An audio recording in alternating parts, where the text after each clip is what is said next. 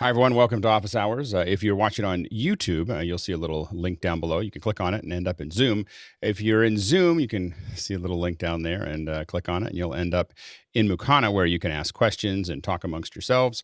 You can even vote on questions and become the producers of the show. And really, the viewers are the producers of the show. Unlike probably almost any other show, it's not quite like this. You are, as the viewer, running the show. So when you ask those questions inside of Mukana as you're chatting, that really drives the entire production of the show. The first hour, of course, is, and by the way, before I say that, if you're interested in being on the panel and being part of this, just be here early, 6:40 a.m. Pacific Standard Time. We'd love to have you as part of our brain trust. We have, I'm guessing, looking out at our illustrious crew, over half a millennia of experience. We'd love to add you to that mix. So please join us. If you're not sure if you're ready, then come in at 6 o'clock a.m. Pacific Standard Time, and we can check and see how your system is running. First hour is all general discussion. Any question that you might have about media production and as well as virtual event production. Those are the two things we spend most of our time on. Second hour is something that we think we might want to spend a little bit more time on. Today, we have Ruthless reviews. We have done this a couple times before, not that many, where we really look at everybody's frame. And we will give all of you as panelists the opportunity to drop out if you don't feel like doing this.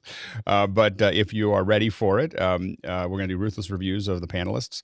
A lot of this is in preparation. There's a couple things that we're doing are probably going to increase our exposure. So as a result, we're really going to tune all of our settings as far as we can. To be ready for that. So we'll be doing this a little bit more often in the spring as we get ready for the summer. So anyway, we all pick at each other. We're not, we don't make each other necessarily. This isn't one of those, oh, you look great kind of reviews. That's why we call it Ruthless reviews. It's pretty rough. We pick at pretty much everything. So just letting you know as that's coming up in the second hour. Anyway, get your popcorn out. And Thursday, we're going to talk about building the next generation of studios. We think that, or at least I think that most of the studios that are out there are probably insufficient for what's about to happen. And so we'll talk about what we think new studios need to have to be ready for this kind of next generation of participatory media. Friday, we're going to take that a little bit further and just talk about general trends that we think affect us as a group. So we're going to talk about that on Friday. Saturday, of course, is education for the first couple hours or the second 2 hours. And then we're going to jump in. Nick Justin, we put out a new link to a new video that also has new links in the email that went out this morning. Nick is continuing through with Unreal Engine from 10 to 11:30. Then from 11:30 to 1 and really noon to 1, we're going to do a little cooking together. So we're testing this idea of collaborative video production while learning something else. And so we're doing two different things. From 12 to 1, we'll be cooking together. We're trying to keep it pretty succinct, so it won't really be 12 to 1:15 or something like that. It'll really be 12 to 1. We're then going to come back and do a different kind of cooking. Jonas Dittel is going to help us put these Raspberry Pis together. We did it this once before. It was very successful, so we're going to try it again. So anyway, that'll be from 1 to about 3, and we'll probably, if cooking runs a little long, we'll give ourselves a little time to get set up. So just know that that's kind of how that'll work out there. All right, Bill, let's jump into the questions. Okie doke. First one comes from Mark Inturo. Didn't say any more than that. How do you get a Mac to boot with multiple apps open and the windows all in a predetermined position on the screen for a production environment? Go ahead, Peter. You can pin your apps to various windows if you're using workspaces. Also, you can go into the preferences and tell macOS which apps you want it to open on boot or startup. The hard part is knowing whether the windows will pop up in that state or not. So I think the way to do it, I don't know if it's a good way to do it, is if you unplug that computer while it's still on, it'll come back up exactly the way it was before. So just in case you're wondering, we have control That's machines. Harsh. I know.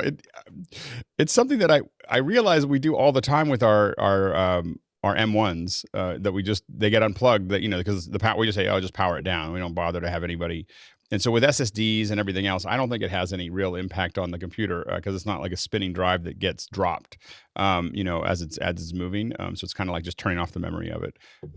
I don't know if it's a good idea, but I do it all the time. So anyway, go ahead, Peter. Yeah, I'm a bit of a I don't know, OCD person with regards to how I like my desktop. That's the only thing that I actually really do. So I have the Mac OS Mail in a certain workspace.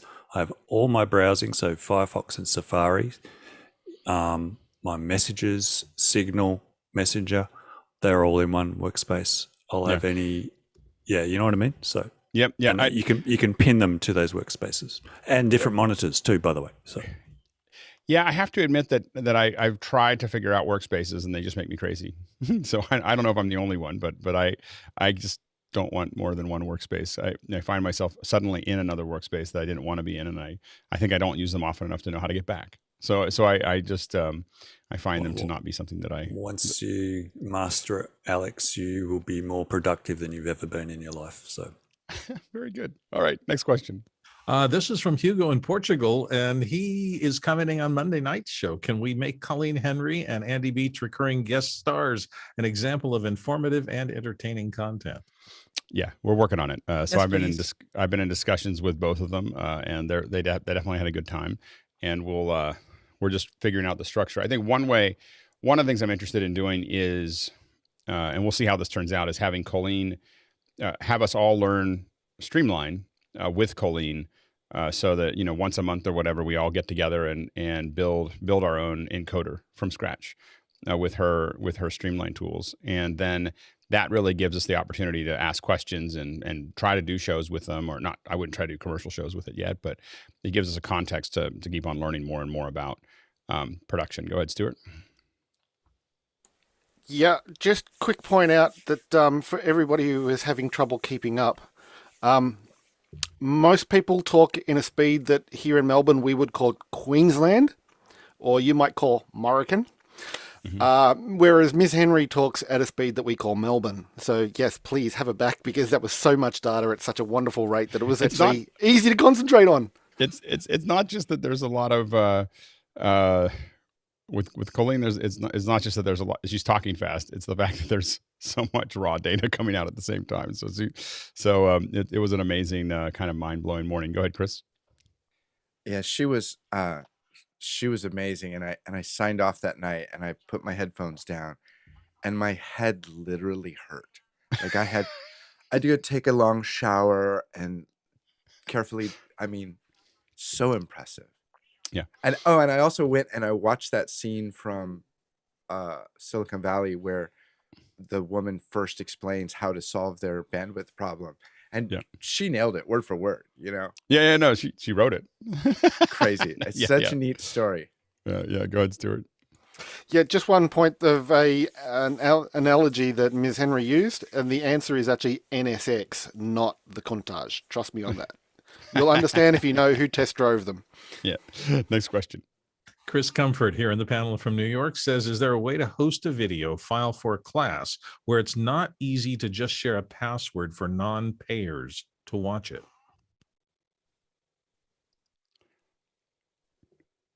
Chris, can you elaborate? Yeah, sorry. Hosting something on a website like Vimeo, linked or hosted within a website, and just curious about security things, like for people who didn't pay for the class, not simply getting a password in order to get, somebody sharing the password with them. Mm-hmm. And I guess if that was the case, we couldn't share Netflix or Disney Plus or anything, but was wondering if there's some other level of I mean, one thing you'll see that is used by us when you join Makana is two-factor authentication. So when you first sign on to Makana, it'll ask for your phone number or an email or whatever, and it'll send a code to it that you have to use to get in. Once you do that, it's not impossible. Like, you could definitely be shared, but once you get in, it becomes much more difficult to move around in that area. Does Go ahead, Bill. Attach to your IP somehow, or yeah, no? that's what I was going to comment. Aren't there some systems where the IP coming in has to match the password that IP uses? Yeah, the problem is that IPs, so there's a lot of problems with using that. When you use IPs, the issue you get into is that a lot of people might share the same IP, so that using that, because like if you come out of Comcast, everybody's got the same IP. In addition to that, there'll be whole shells. Maybe not out. If you're just at a general one, you're being natted, and so everything's being funneled out of that. Go ahead, JJ. Only in a single NAT would everyone in the same building have the same IP. But that said, I think what you run into, Chris, is an issue of how much do you trust another person. Like, it's fine. Folks will share their Netflix password, but are they willing to share their Gmail password and their Netflix password? Like, sharing both those things, it will be prevented. So that paywalled information, I've found that paywall data and paywall information, if you create a paywall, you'll usually have to create your own player behind that paywall, and people log in. And then to Alex's point, creating a two-factor authentication model wherein folks either use something like the I don't know if everyone hates Google Authenticator, but the Google Authenticator, where you have a trusted device that has a lot more information about you, that people are less willing and less likely to share everything about themselves with that particular. And we found that the most secure way to keep people from doing it is the phone number. Like, we will text you back. Like, there's a lot of these that we just turn everything else off, all other options. For Makana, currently we leave it open for at least this show, but for a lot of other ones we close it down to just the phone number, because you're not often. It doesn't mean that it's foolproof, but it's highly unlikely that you're going to be like going in the back end and getting a text and getting a code and then giving it to them. And if you're going to go through that much trouble, it just means that it doesn't happen in mass. Go ahead, Ken, and then Jeffrey, relatively quickly. Yeah, I've designed quite a few websites where I'm doing video lessons, all totally secure. So they're all based on WordPress. So well, you'll see it hopefully soon on Mad in the Kitchen, where we're doing something similar like that. So hit me up on Discord, and I can help you out with that. Yeah, absolutely. Jeffrey?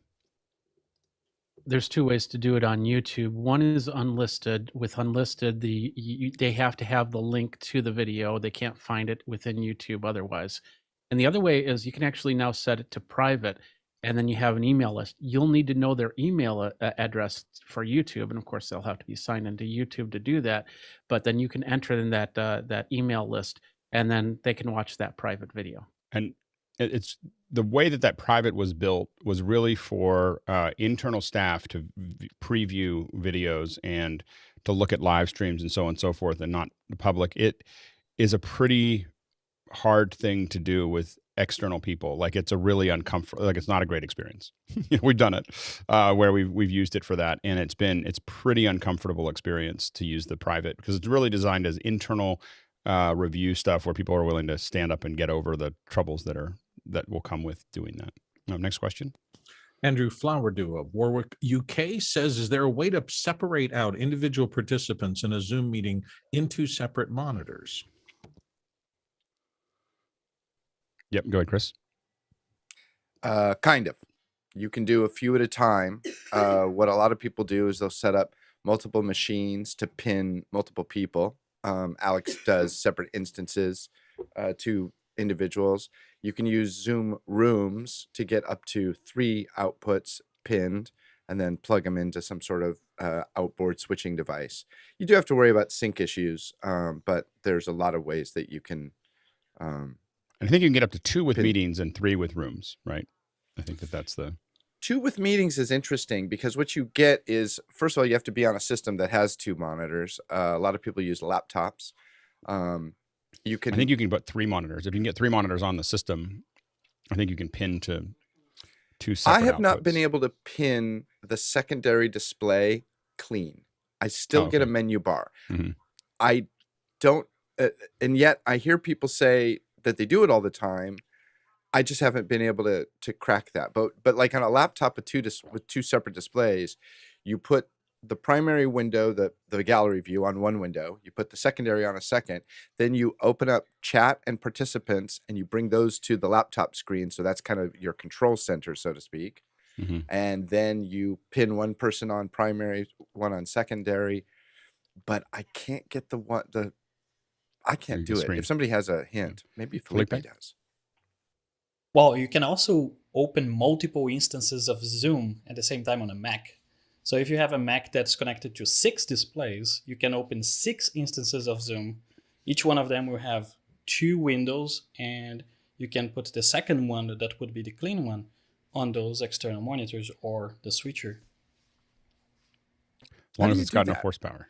How do you open up multiple instances? You copy the That's app, the thing. The horsepower is actually a lot less than a virtual machine. It doesn't really take a lot. So the only thing that you would need to have extra would be audio hijack. So you can create an output and an input for each one of the instances. And then the second thing is how you open it. Open terminal, do open space -n, and the path to the application. It's going to open a new instance. Just make sure that you don't check the always sign in and sign in with different accounts. Very good. Go ahead, David. Hope can't hear you. It's Still Zoom. can't hear you. The Zoom room will do 2 active speaker pins, and that third display defaults to gallery, if I'm not mistaken. It defaults to it, but I think you have a couple options there. Go ahead, Chris. Yes, you can actually pin 3 separate people, but one of them has to be given the permission to default to shared screen share if anybody in the meeting shares a screen. So you could lose one of your pins if somebody shares a screen. Go ahead, Hosmuk and Rupert.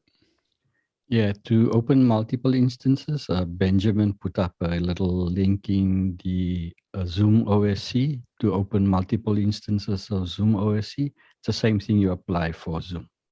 Go ahead, Rupert. Yeah, so if you're ultimately going to be screen scraping or capturing the screen somehow, you wouldn't even need the physical monitors. You could use these little monitor emulator things and do it that way. Well, then you'd end up, if you, hard to capture them full res. Like if you're just emulating it. They say they're 4K. But the emulator, then where does it go to screens? Oh, if you're going to screen scrape it on the same screen. Yeah, or you're pulling it from NDI or something like that. Right. And our producers are going to drive us pretty hard today. I'm just letting all the panelists know there's a lot of questions. And so just to let you know that after the first, second or third question answer, just really keep it to like 10 seconds, unless you're really adding something to it. All right, next question. Guy Cochran, Seattle, how does one add 4K HDMI uncompressed video into a laptop? Go ahead, Stuart. Okay, I've just put the link for the AJA IO 4K Plus in the Mukana chat. It will do, and I'll read it off the website. 4K, Ultra HD, 12G, 6G, 3G, 1.5G SDI, dual link, HD SDI and SD SDI, as well as Ultra HD and HD over HDMI 2.0 for both capture and output. And it will cost you as much as I paid for a Scion. Go ahead, Beju. Yeah, +1 on the AJ. Other option, a cheaper, more budget option is Ultra Studio 4K Mini from Blackmagic. Does most of the same stuff, and it's 1/3 or 1/4 the price. Other option is if you already have a capture card, it's a PCI capture card, you can get a Thunderbolt capture box for it, and you can just plug any of the duo cards into it, and they work really well. Yep, absolutely. I have the Ultra. We have a lot of the Ultra Minis, Ultra Studio Minis. Next question. Oh, go ahead. What we got, Guy? Yeah, I was just going to say the laptop does have Thunderbolt USB-C, so it's Thunderbolt 3. So I did manage to find one of these boxes that you can add, but it was Thunderbolt 2. So I just need to get an adapter and then throwing in the Blackmagic card. And because after Colleen's session where she talked about uncompressed versus the UVC, I was wanting to get the best quality into the laptop. So that hence the question. Perfect. Yep, absolutely. Next question. Which card holder were you using there? This one is an Akishio. It's an older model. I don't even know if they make this model anymore. Right. Next question. Liberty White here on the panel from Atlanta, Georgia is we're in our chairs for hours on end. What's your recommendation for a solid ergonomic chair? Go ahead, Bill. I've been in a Herman Miller Aeon for about 25 years. It is as solid as the day I started. They are expensive, but that is one investment that if I amortize that over the hours that it has helped me stay in 10-hour edit sessions comfortably, I think it's the cheapest thing I've ever bought. Yeah, go ahead, Leo. Secondly, for the Millers, but you can get them secondhand. I'm sitting in a 25-year-old Herman Miller, which I've had refurbished twice.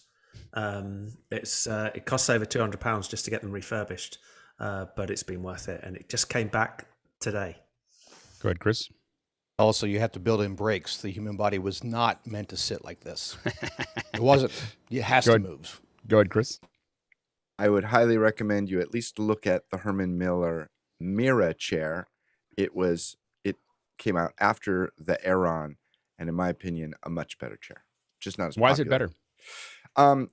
The Aeron, you have to be careful because there's 3 different sizes. There's the A, B, and C sizes. So you have to buy the right size or it's not going to be comfortable for you. The Mira is infinitely adjustable. So it doesn't matter if you're, 100 pounds or 250 pounds, you can adjust the chair. There's the Aeron. The Aeron did win an award for the best design of the 20th century or something like that. But I firmly, and I'll tell you, I'm a true chair snob. The Mira is a better chair. Now, Bill, what size do you have? I have a C, and I just put it up. You can get them now for as little as $500 online a lot, and I think part of that's the market. So many businesses are shutting down that spent a ton of money on chairs that the secondary market for really good chairs is really great right now. And Leo, what's the size of yours? I can't hear you. Sorry, I'm in a B. And yes, my chair was part of a company that was part of the dot-com bubble that burst in 2000, and they went bust. They were on TV, and I'm sitting in one of the chairs that survived. Go ahead, David. And also for the Herman Miller, but I had the Sail chair, SAYL. Not quite as ergonomic as the others, but a little bit cheaper and pretty cool looking. TJ, real quick. I'm 6'1". I'm in a size C. My wife is about 5'4". She's in a size B. Got it. All right, next question. And by the way, I've gone through many chairs, and I am ordering a Herman Miller this week because I'm sitting too often, and I've just decided I'm going to go ahead and break the bank. Go ahead, Ankit. Just to toss out another brand, if you don't care as much about the aesthetic, gaming chairs like Steelcase or Streamline, like those are actually quite ergonomic, and gamers sit on them for hours on end as well.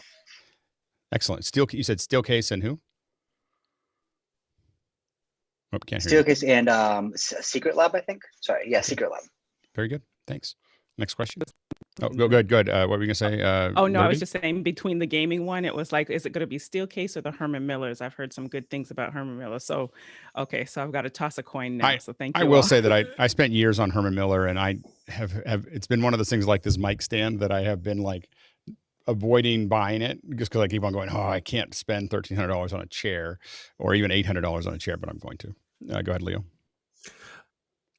I was on a Cosim. They had lent me the Herman Miller Cosim for the last week, which is where it had the mesh at the back, which looks really nice. It's actually really comfortable. And that one has no adjustments. So they've got to one where you literally can't adjust anything, but it's sort of built for their body. It's quite good. Okay, now we really have to move fast because we're stacking up questions. All right, next question. Leo Mendel of London says, if you had a hypothetical meeting with the marketing team at Hopin, what would you say about their last 2 live events? Don't expect people to think that live events are a good idea if you keep on screwing them up. Like, they are an event company. Like this is their business, so it would be like, Ford Motor Company having their cars break down while they're showing them off on stage. I think that would be my, and having the car come out with dents on it, and, like with only part of the paint job. And, they only get a small moment, like Zoom is coming, and they only get a moment to take the ground and get themselves sold or get enough investment or break into the stratosphere. And it's like, for the amount of money they've raised, they should put whatever money it takes to not have it look bad, like whatever it takes. They should never do an event publicly that doesn't push their brand forward. And I'm pretty clear watching it that they don't have anybody that actually worked on events before. It's just the most amateur thing I've ever seen a company that size do. And so it's just a bunch of kids. Like, how I view it, It's a bunch of kids that don't understand events, that are trying to tell event people that this is the future, and they're going to completely blow the opportunity, and all of investor money that they raised, because it was immature, is the nicest thing I can say about what they've done so far. Ankith? I was actually going to talk from like a technical angle of like, I know that Hopin, I think, relies on Mux right now for their audio video. And I think that's like a big part of what you can and can't do as a platform. And so I know that they also just, I think the last 2 weeks acquired Streamable and Jam. And I think that they're trying to actually own the whole vertical stack of not just events, but meetings, and also audio video layer as well as, and I think that it's a big endeavor to go right up against Zoom, who's done this for a decade plus now in the audio video space. Based on personal experience, I don't think I would lean on Mux too hard. Alex, and then Eddie. Blaming contributors is a cop-out. We prep 50 to 100 people a month on average, and they're contributors. We send them kits. We prepare them. If they are your brand, if you're going to put them in front of people, send them what they need to be successful, and train them and get them ready to go. Go ahead, Eddie. Yeah, the primary platform that they use is Pure 5 for the WebRTC side of it. And then I believe they might go out with Mux from there, but I don't know 100% on the Mux. Mux has a lot of limitations and instabilities. Next question. David Brady in New York says, when pinning people in meetings and webinars, do the pinned parties have any indication that they are in fact pinned? Go ahead, Guy. I can tell that I'm pinned if I check my stats and check my send and I'm seeing more than 320 by 240 and I'm not active speaker, then yeah, I can tell. And this would be what, by the way, where Zoom OSC or the API gets really interesting, where you could theoretically have participants get a tally, when you turn it on, so that they know that they're heads up. So, next question. Oh, go ahead, Mickey, real quick. And yeah, just to clarify, I don't know if there's a mix-up in the terminology, but when you are spotlighted, you will get the notice that the host has spotlighted you. But if it's just pinning, then guys, right, you'll only be able to tell that with the stats. Yep. Next question. Brian Carpenter in Cleveland says, my company provided notebook has limited CPU performance. Beyond basic encoding and such, do the user adjustments made within the manufacturer provided PC control apps for products like Atem Mini, Camlink, and C920s get processed in the PC or in the hardware? So a large portion of the processing is actually done, depending on the camera, or the input is done actually on the hardware, the external hardware, not on the computer. So, for instance, the conversion from uncompressed to a 1080p webcam signal, some version of a lower compressed 420 system, will actually be done by the Atem Mini and handed back to the computer with, compressed. So that's not a great thing if you're trying to key it somewhere other than the Atem, but it is doing a lot of the work. The 920 definitely does a lot of the work for you, as does the Brio.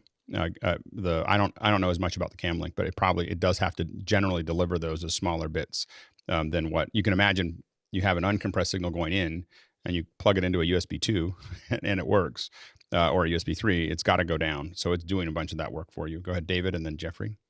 And the buzzword there that piques me is company provided. They might have policies in place that prevent you from getting in and manipulating anything within software. Jeffrey.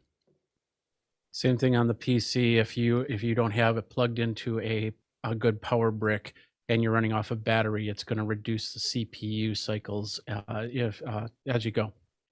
I don't have experience with the new web presenter. What I will say about the old web presenter is it's the one thing that you just know. I always have one in a kit, because it's the one thing that you can plug into almost every computer I've ever plugged it into, knock on wood, and it works. Because it looks like a web camera. It does not look like anything else. You can put up to 4K into it, and it just comes out. The 1080p version is a little, both from the switcher and at a higher resolution, may not work with everything, but the 720p version will work with everything that you could possibly use. It's only 720p, but just know that that's one kind of surefire. I'm going to get video into my computer. Next question.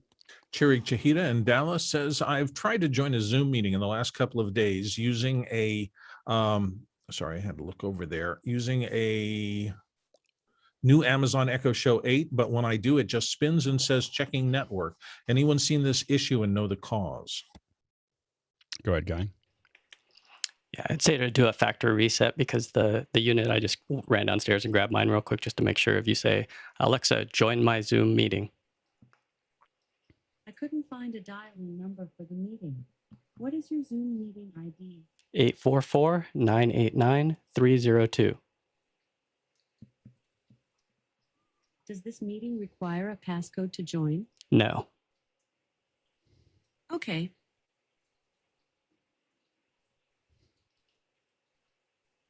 So the network is where she's joining the meeting. Or she's coming in. She's thinking my about it. password. Forgot. Kids. I had to make it so that my kids couldn't join a meeting. So it should come right in. There you are. There it is. We see you. Oh, and now we're going to get feedback. Yep. So it should Okay, work, hang on, is I'll what wait. you're saying. Yeah, it works. And it does the bump too for like $85. So you get 720p with one of these. Ankith, in a and 320 meeting. Yep, Ankith, and then Rupert, and then we're going to move on. We're way deep in questions. Go ahead. Yeah, we've seen from working with the SDK, we've seen that like depending on the type of meeting you're trying to join, if it has end-to-end encryption turned on, even a lot of Zoom's features break down in that, including like third-party apps on like other, like Amazon Alexa's type. So if it's an end-to-end encryption meeting, sometimes the errors look like network errors when they're inaccessible to other types of clients. Very good. Rupert? So if this was something that was working and now isn't, I'd just try a simple router reboot, see if that helps. Any software updates, or if it has never worked, I've seen strange issues like this, not maybe on this device, but in double NAT situations. So if you happen to be behind two different routers, just maybe try connecting it to your first router, see if it makes any difference. Next question. Eddie Martinez of Sacramento said, did anybody receive the Frost and Sullivan survey regarding in-person, hybrid, and virtual-only event production? It was steering towards hybrid and software management for mixed events. It appears the money and messaging is pushing hybrid. Well, event companies are desperate to make sure that we get hybrid and not virtual. It would be a disaster for event companies and convention centers and everything else. And I'll argue that it wouldn't be disastrous. It's actually a huge opportunity, and they can actually do better. But of course, everyone's afraid of something new. Go ahead, Chris. Yeah, we have an event coming up in November, and they called me in February asking me, do you want to order power today? Do you want carpet? Do you want any of that stuff? I said, we're not ready for any. Are you coming? Can you at least confirm you're coming? Right. Yeah, no, and I think that we're going to see the same thing that we saw with not all events. There'll definitely be events that you want to touch things and grab onto things and so on and so forth. But I think you're going to see a lot of events happen one more time, and then a lot of them will go more and more virtual over 5 or 10 years, just because people don't want to go. And so we'll see how it goes. Next question. The Seventh Scroll in Brooklyn, New York says, was there a reason at the Playout B build we did a few weeks ago? We worked on a Raspberry Pi 4 instead of a Raspberry Pi 400, and he's using an iPad Mini 935 controller. We used a Raspberry Pi 4 because Jonas said to. Like, I don't think we had. There was not a real deep decision there. Go ahead, Guy. Yeah, here's this one. It was just a little bit more money. I think this one was $99, and for $99 we got everything with the card and everything. So actually, the link that you put for this weekend's, Alex, people need to remember to get a micro SD card. There was a kit that for $99 that had the card in it. So don't forget to get a card, otherwise you won't be able to play. And yeah, I didn't order it because I have so many of those little cards laying around that I didn't think about that. That's good. That's definitely a good point. Go ahead, Courtney. And another good reason to go with a small 4 is that you can go with a small keyboard and mouse combo like this and end up with a much smaller footprint if you're just using it for playout, that particular software is designed for, rather than an integrated keyboard. On the first setup, I used the keyboard, and I haven't used it since. Go ahead. Next question. Carl Marxer of New York says, I recorded a podcast with super sources on the Atem Mini Pro Extreme ISO. Then I load the finished product into DaVinci to edit. All of the super sources shot are replaced with black. All my other shots are there. Anyone else have this problem?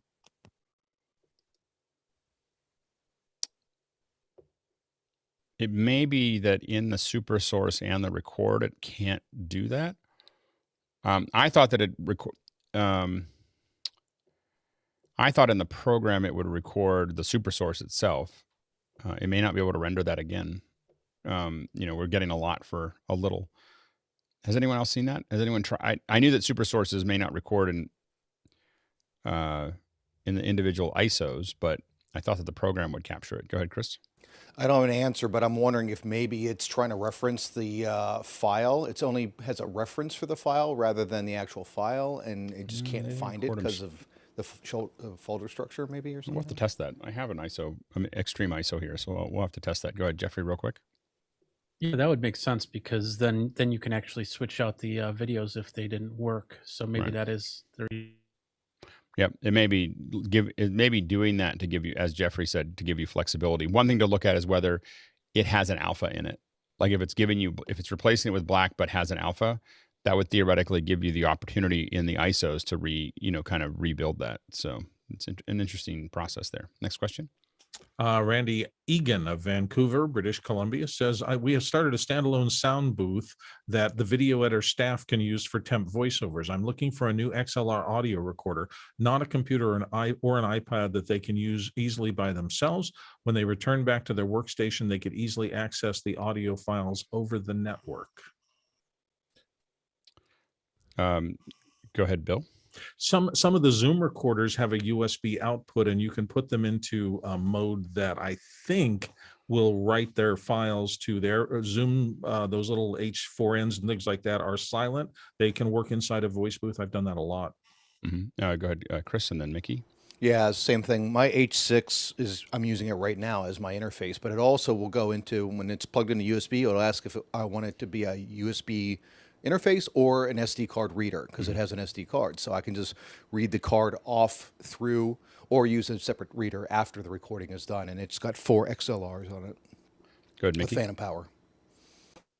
Yeah, if you need something that needs to be network accessible, you're stepping up to the 970, the Sound Devices 970 or the 270 or the Joko black box range.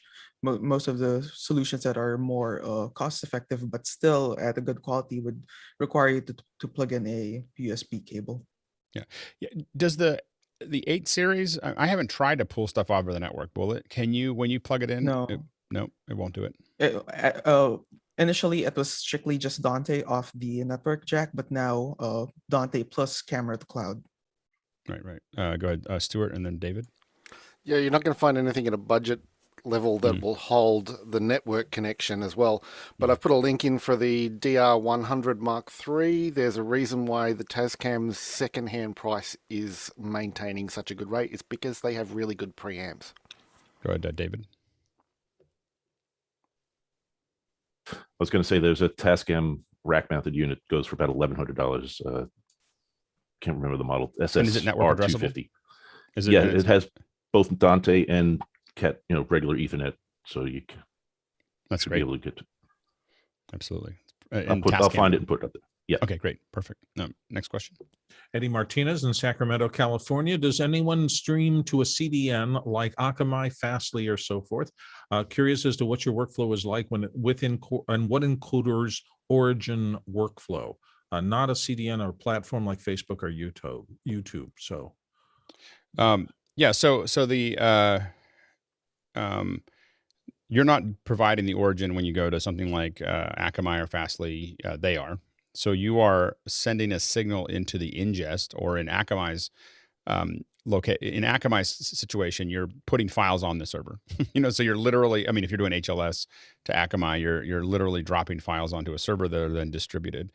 But generally, when you're streaming to any kind of CDN service, you're sending into an ingest. The ingest is moving to the origin. The origin is then making it available to the edge. The edge is making it available to the viewer, or maybe other edge and then to the viewer. But so that's the workflow. Can be a lot of different ways to do it. When we use AWS, for instance, we encode as it can be a lot of different things. It can be everything, Zixi if I'm using a link, or we might do RTMP-in. And then once you get in there, you can get all the way to glass, within that environment, or you can send it back out to other things that are made available to it. Now, most of my current streaming that's not done to a public CDN, which is what we would revert to as Facebook or YouTube or Vimeo. is to Akamai, and we're doing a lot of research, and some of our growing number of our events are being done on AWS. So that's kind of the two big ones that we use, and we are researching Azure, but haven't dug into it as deeply yet. So it just has less creature comforts than the other ones. But none of them, once you get into those, none of them have a lot of creature comforts. Probably the one that is the most accessible outside of Facebook and YouTube would be something like Vimeo or Livestream, whatever you want to call it after they bought it. Next question. Leo Mendel of London in the UK says, I have an option to get a Behringer Flow 8 or an XR18 for my home studio setup. I have zero musical skills, just my voice and recordings. Any preferences between the two? Go ahead, Mickey. Yeah, between the two, I would only go with the Flow 8 if you have limitations in terms of size, power, and simplicity of usage. If you don't need any of those, then definitely the XR18. A lot more preamps. There's Ultranet. It's not Dante, but it's still a network protocol that works. But you can do way more with an XR18.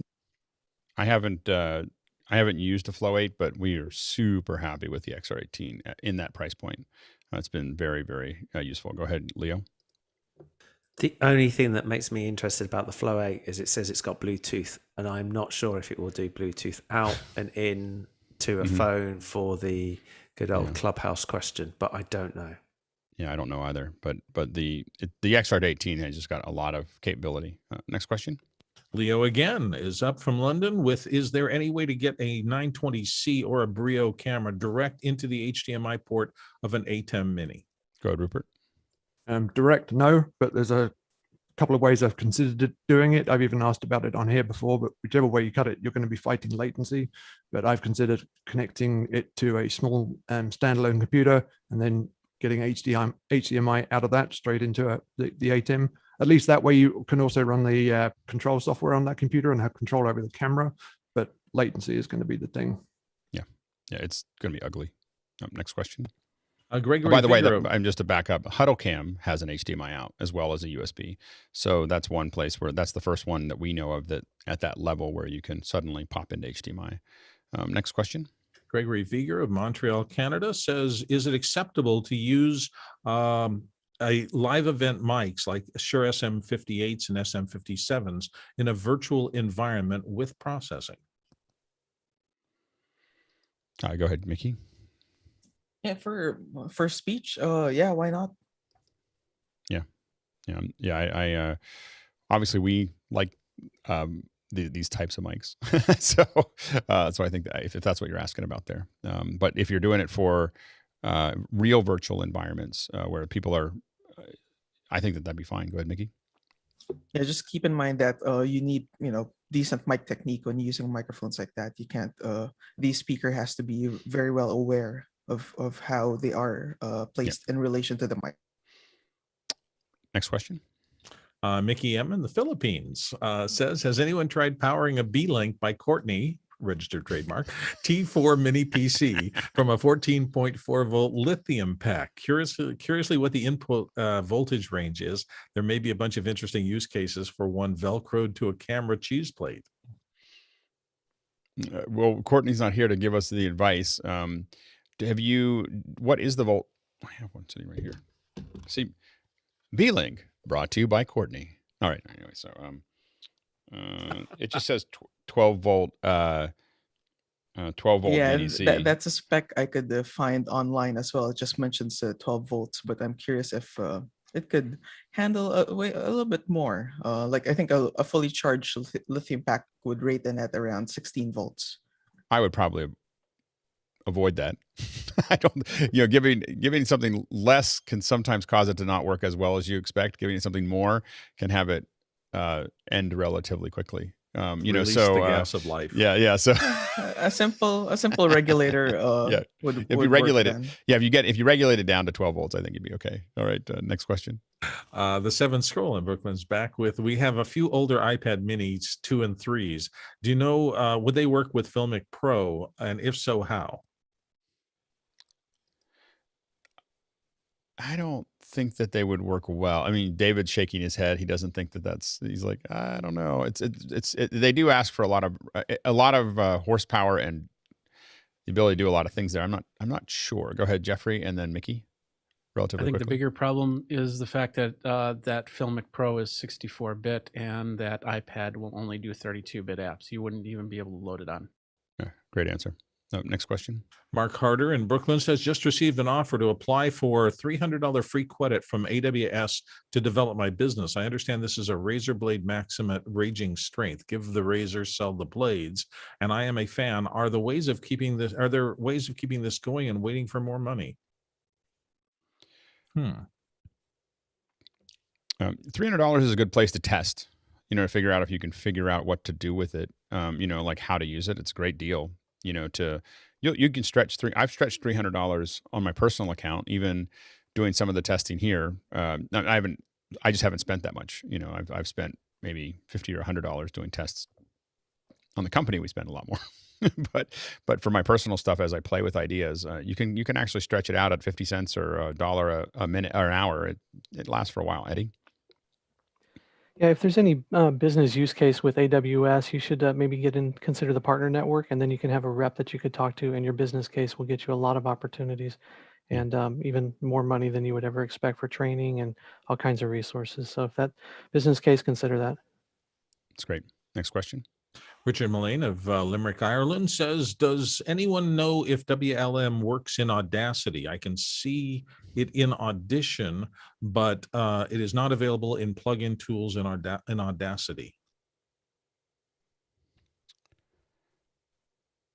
Yeah, go ahead, Mickey, and then Jeffrey. Waves doesn't list Audacity as a supported host.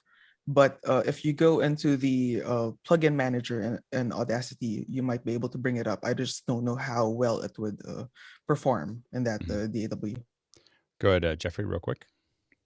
Audacity doesn't do real-time stuff like that. The best thing that you could do is to actually get something like Voicemeeter and something like Tablet to bring it in that way. Next question. Richard Mullane is back from Limerick, Ireland, with one I think got shuffled around. Does the example Guy showed with the Amazon Echo also work with Google Hub screens? Go ahead, Guy. So it was announced that it would be Facebook Portal, Amazon Echo Show 8, the newest one, and then these Google devices, but they have not released yet. As far as I know, I bought one, the Lenovo 10-inch, and I haven't seen the app be released yet in any of the developer forums, so I don't think so yet, but it's coming. Next question. Peter Moore of Auckland, New Zealand's in with, has anyone done the Unreal Engine office hours course using Unreal Engine on Linux? Thoughts, limitations? I have it working with full GPU acceleration on my Linux PC. It should work. It should work just fine. There shouldn't be any issues with the Linux version of Unreal. There's a lot of people using it, so it's well managed there. So I would definitely come on Saturday and try it. And if you have any trouble with it, if it's running, you're probably set up. The only thing to look at is whether you're getting the NDI live feed, which should work on Linux just fine. But if you're doing that, everything should work exactly the way we expected. Yeah, absolutely. Next question. Jason Robertshouse, Sarasota, Florida again. Best approach for creating a raised floor in a small 24/17 studio space. The goal of cable management and raising up the talent for camera angles. Go ahead, Stuart. A carpenter followed by a carpet layer. I would tend to recommend buying these in modular sections. So we've done this a lot for temporaries. I mean, you can, you can build it as a raised platform. It's a lot of work, and oftentimes it's difficult to get it just right. Whereas there are basically ones that are set up as like 2 foot by 2 foot squares that interlock that will raise the whole thing by 3 inches or 6 inches. And some of them you can run literally tanks over. Like they are the huge cableways that can make that work. So I will say that the Carpenter solution is the more expensive. Actually, you'll look at those other ones and you'll say, "Wow, that costs a lot of money." But especially in the space that you're talking about, we've been really successful in using these kind of rubberized ours are typically about 2 or 3 inches high, and they interlock and they're durable and they give a little bit of give to the floor, which is actually kind of nice, just a touch. and they're life changing for studios. I mean, we use them for studios all the time because we don't want to see cables. Mickey, and then Bill, and then Peter, real quick. Yeah, just to make sure, since you mentioned talents will be walking on top of it, just make sure your flooring material is thick and dense, because you don't want to have that boomy noise every time your talent walks around. Yeah, absolutely. Peter, and then Bill. You can actually get some replacement for like skirting boards along the bottom of your walls and use those as sort of like conduits, and they're a very cheap and effective solution because raised floors are very expensive. Go ahead, Bill. Yeah, when we did raised floor in my studio, we had to go back and carefully engineer it so that we avoid squeaking, because you are going to have open mics. That and the boominess of somebody walking past it, it was more trouble than I really thought it was going to be when we designed it. Yeah, go ahead, Chris. Yeah, I recommend if you're going to do this, don't use 2x4s, use 2x6s and screws. Just use deck screws and glue. You don't want to use nails because they'll pop up and you will get squeak. Yep. And again, that's one of the reasons we built one, and it made so much noise that we, from then on, we just got the modular ones, which we never have a problem with. Like, they all just pop in and they just work. Next question. Rupert Ray in Dallas, Texas says, what friendly rivalry or inside jokes exist between departments or the different trades within production? It's a whole second hour. I know there's probably, I don't know. Yeah, I think in our, there's all kinds of jokes. I mean, yeah, between what's interesting, I find interesting when we load in is the jokes between like the IATSE and Teamsters are two different worlds, and they make fun of each other constantly, so they give each other a hard time, all in good jest. So there's, we probably have to we should think about that one. I should give you warning, people can think about the rivalries, but there's definitely a lot of back and forth that people have fun with. Next question. Michael Marsh of San Anselmo, California, I believe, says, updating DSLR firmware in preparation for a Magic Lantern install. Mac Catalina is not able to write to camera formatted as a card. How do I allow write access? And it's an SD card. The card is not locked. And by the way, Rupert, please put that in the second hour suggestions. We'll have some fun with that. I think the Catalina thing might be a 64-bit issue in not being able to write to a card formatted in a specific way. It depends if it was done by the camera. Leo, and then JJ. There is times like this when I have to revert to a PC. It's one of the few times when I've gone, do you know what? It's just not worth it updating certain things off a Mac. And the perfect thing to use here is Beelink by Courtney. Anyway, so JJ. Talk about rivalries, Rupert. I was going to say you can likely format it at the command line prompt to override any possible permissions that might exist, and format it. And then you usually a lot of hardware out there you can format within the hardware itself. In fact, it's more helpful to take the hardware and format that card or whatever you're writing to within that hardware. Sorry. All right, next question.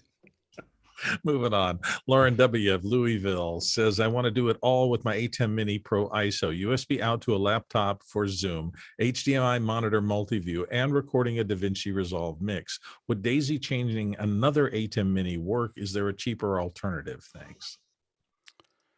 I have definitely done it, and it definitely works. So you can. I have daisy chained 3 Atem Minis into another Atem Mini. And what happens, the biggest problem that you have with daisy chaining them is that you get into the state where you have to hit 2 different buttons at the same time. This is where starting to use things like Companion or something else that's going to basically extract that or abstract that layer so that you're able to touch and say, I want to go to this input, and it changes both your main source Atem as well as the service Atem. Can give you a little bit more control there. Go ahead, Mickey. Yeah, Lauren mentions though that she wants to use the USB output both as a webcam output to Zoom and at the same time record to a drive without the Extreme, which has 2 USB-C outputs here. You would not be able to do that because she's also using the HDMI out as multiview. Well, but I think that you could do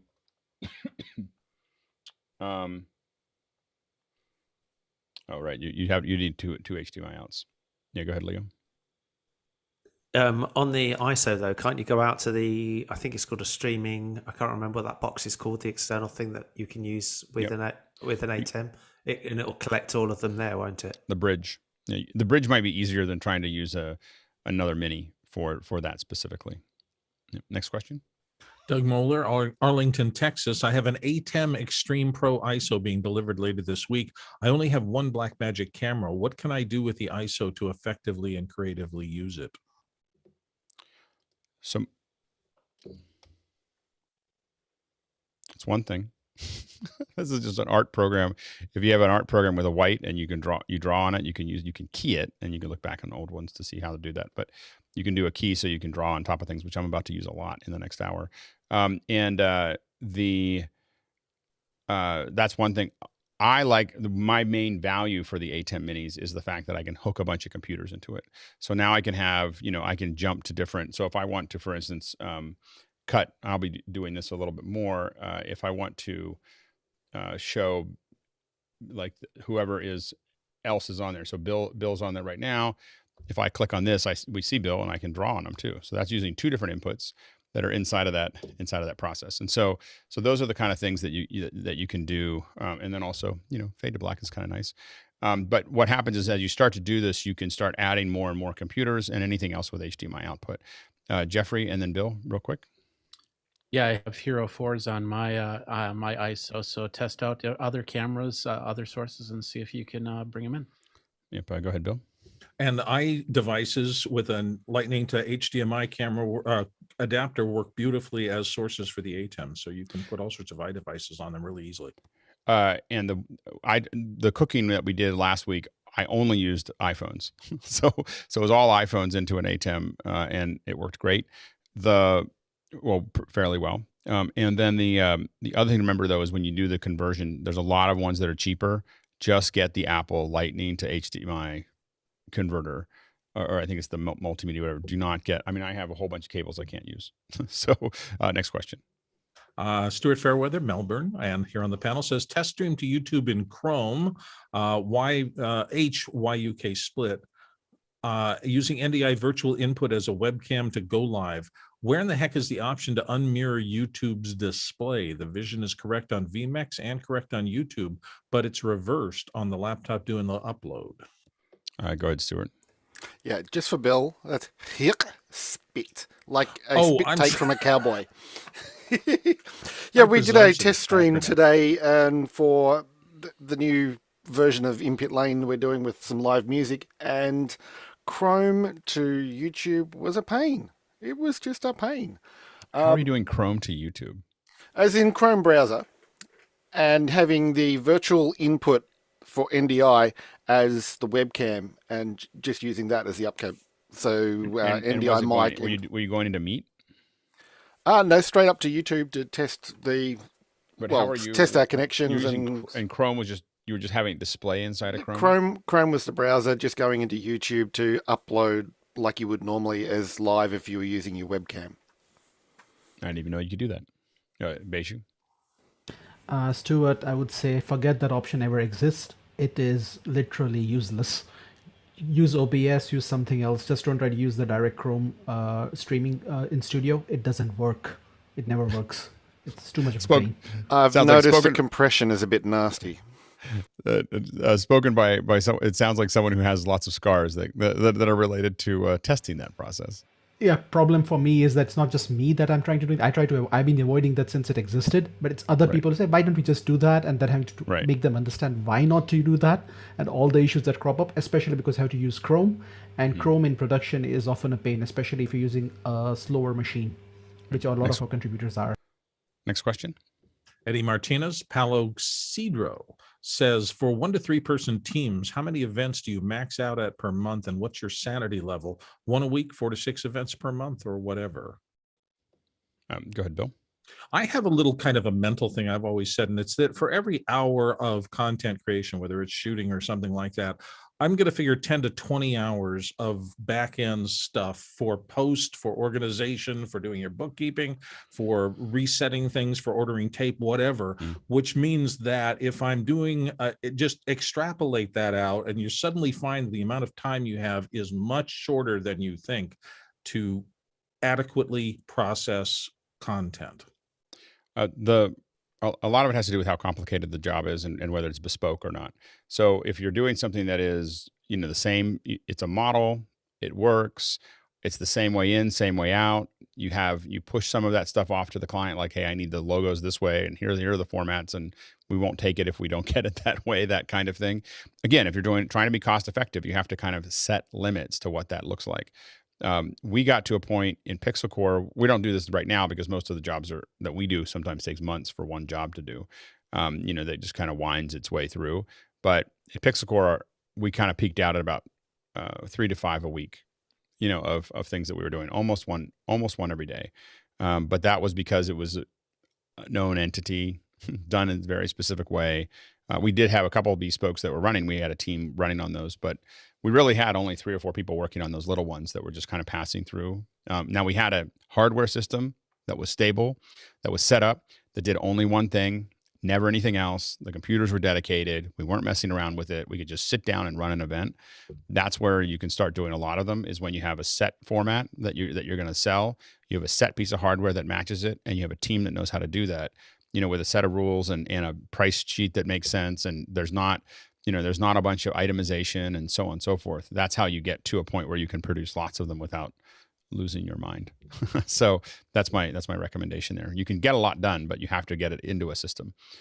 Next question. +5 on what Alex just said. Chris Widener in Lafayette, Indiana says, looking at ordering this case, does anyone have one? And he has a flight case link there, and know if the Extreme will fit. It looks like he'll have to modify the foam, or do they have a case recommendation for the Atem Extreme? Since it's just brand new, I don't know how many things we've had the chance to do, and a lot of them are set up. It looks nice. It looks cool. I think that you'd have a hard time. This can do more than the Mini, though. It can. It'll be interesting to see if it would fit well. But yeah, it's a cool little. It looks like a cool little case. You can do little shows with it. Yeah. Cool. Next question. And it appears to be the last one we have before we get into second hour stuff. Hello, all. I'm planning to send kits to 2 podcast co-hosts and have 1 kit to send to guests. Audio only, with everyone being in sales and having little or no tech background. I'd like suggestions and gears and ways of adding support remotely. Each kit should be between $500 to $800 US. I would get them a Pile. Or a Pulson, or both. Just get them both. The reason that you get both of them is because the Pile, an 1/8-inch jack, they'll be TS.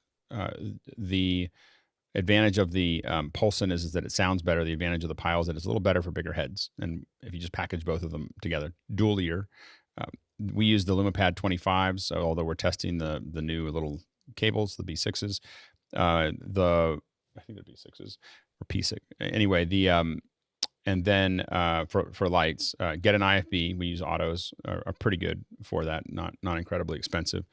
And then Sabrent is what we're using right now in between for the USB to headphone jack or the mic jack, because the pin out has been changed for the TechRise. Can be fixed with a little bit of with some screwdrivers, but right now we're kind of using that as an in between. Those are the main things. We send out 50 to 100 of those a month on average. so that's a pretty solid kit from our experience. Mickey and then Guy. Yeah. And a Brio.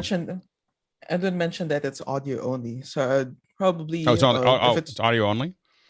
Yeah. Sorry, so I missed that part. I'd probably go with an RE20, which is at the moment $450 US, and maybe a Shure X2U. X2U. Sorry, I was missing the audio only. I skipped over that going really quickly. Edwin, why aren't you here asking the question? So anyway, once you show up on the panel, we're like, okay, where's Edwin? Go ahead, Guy.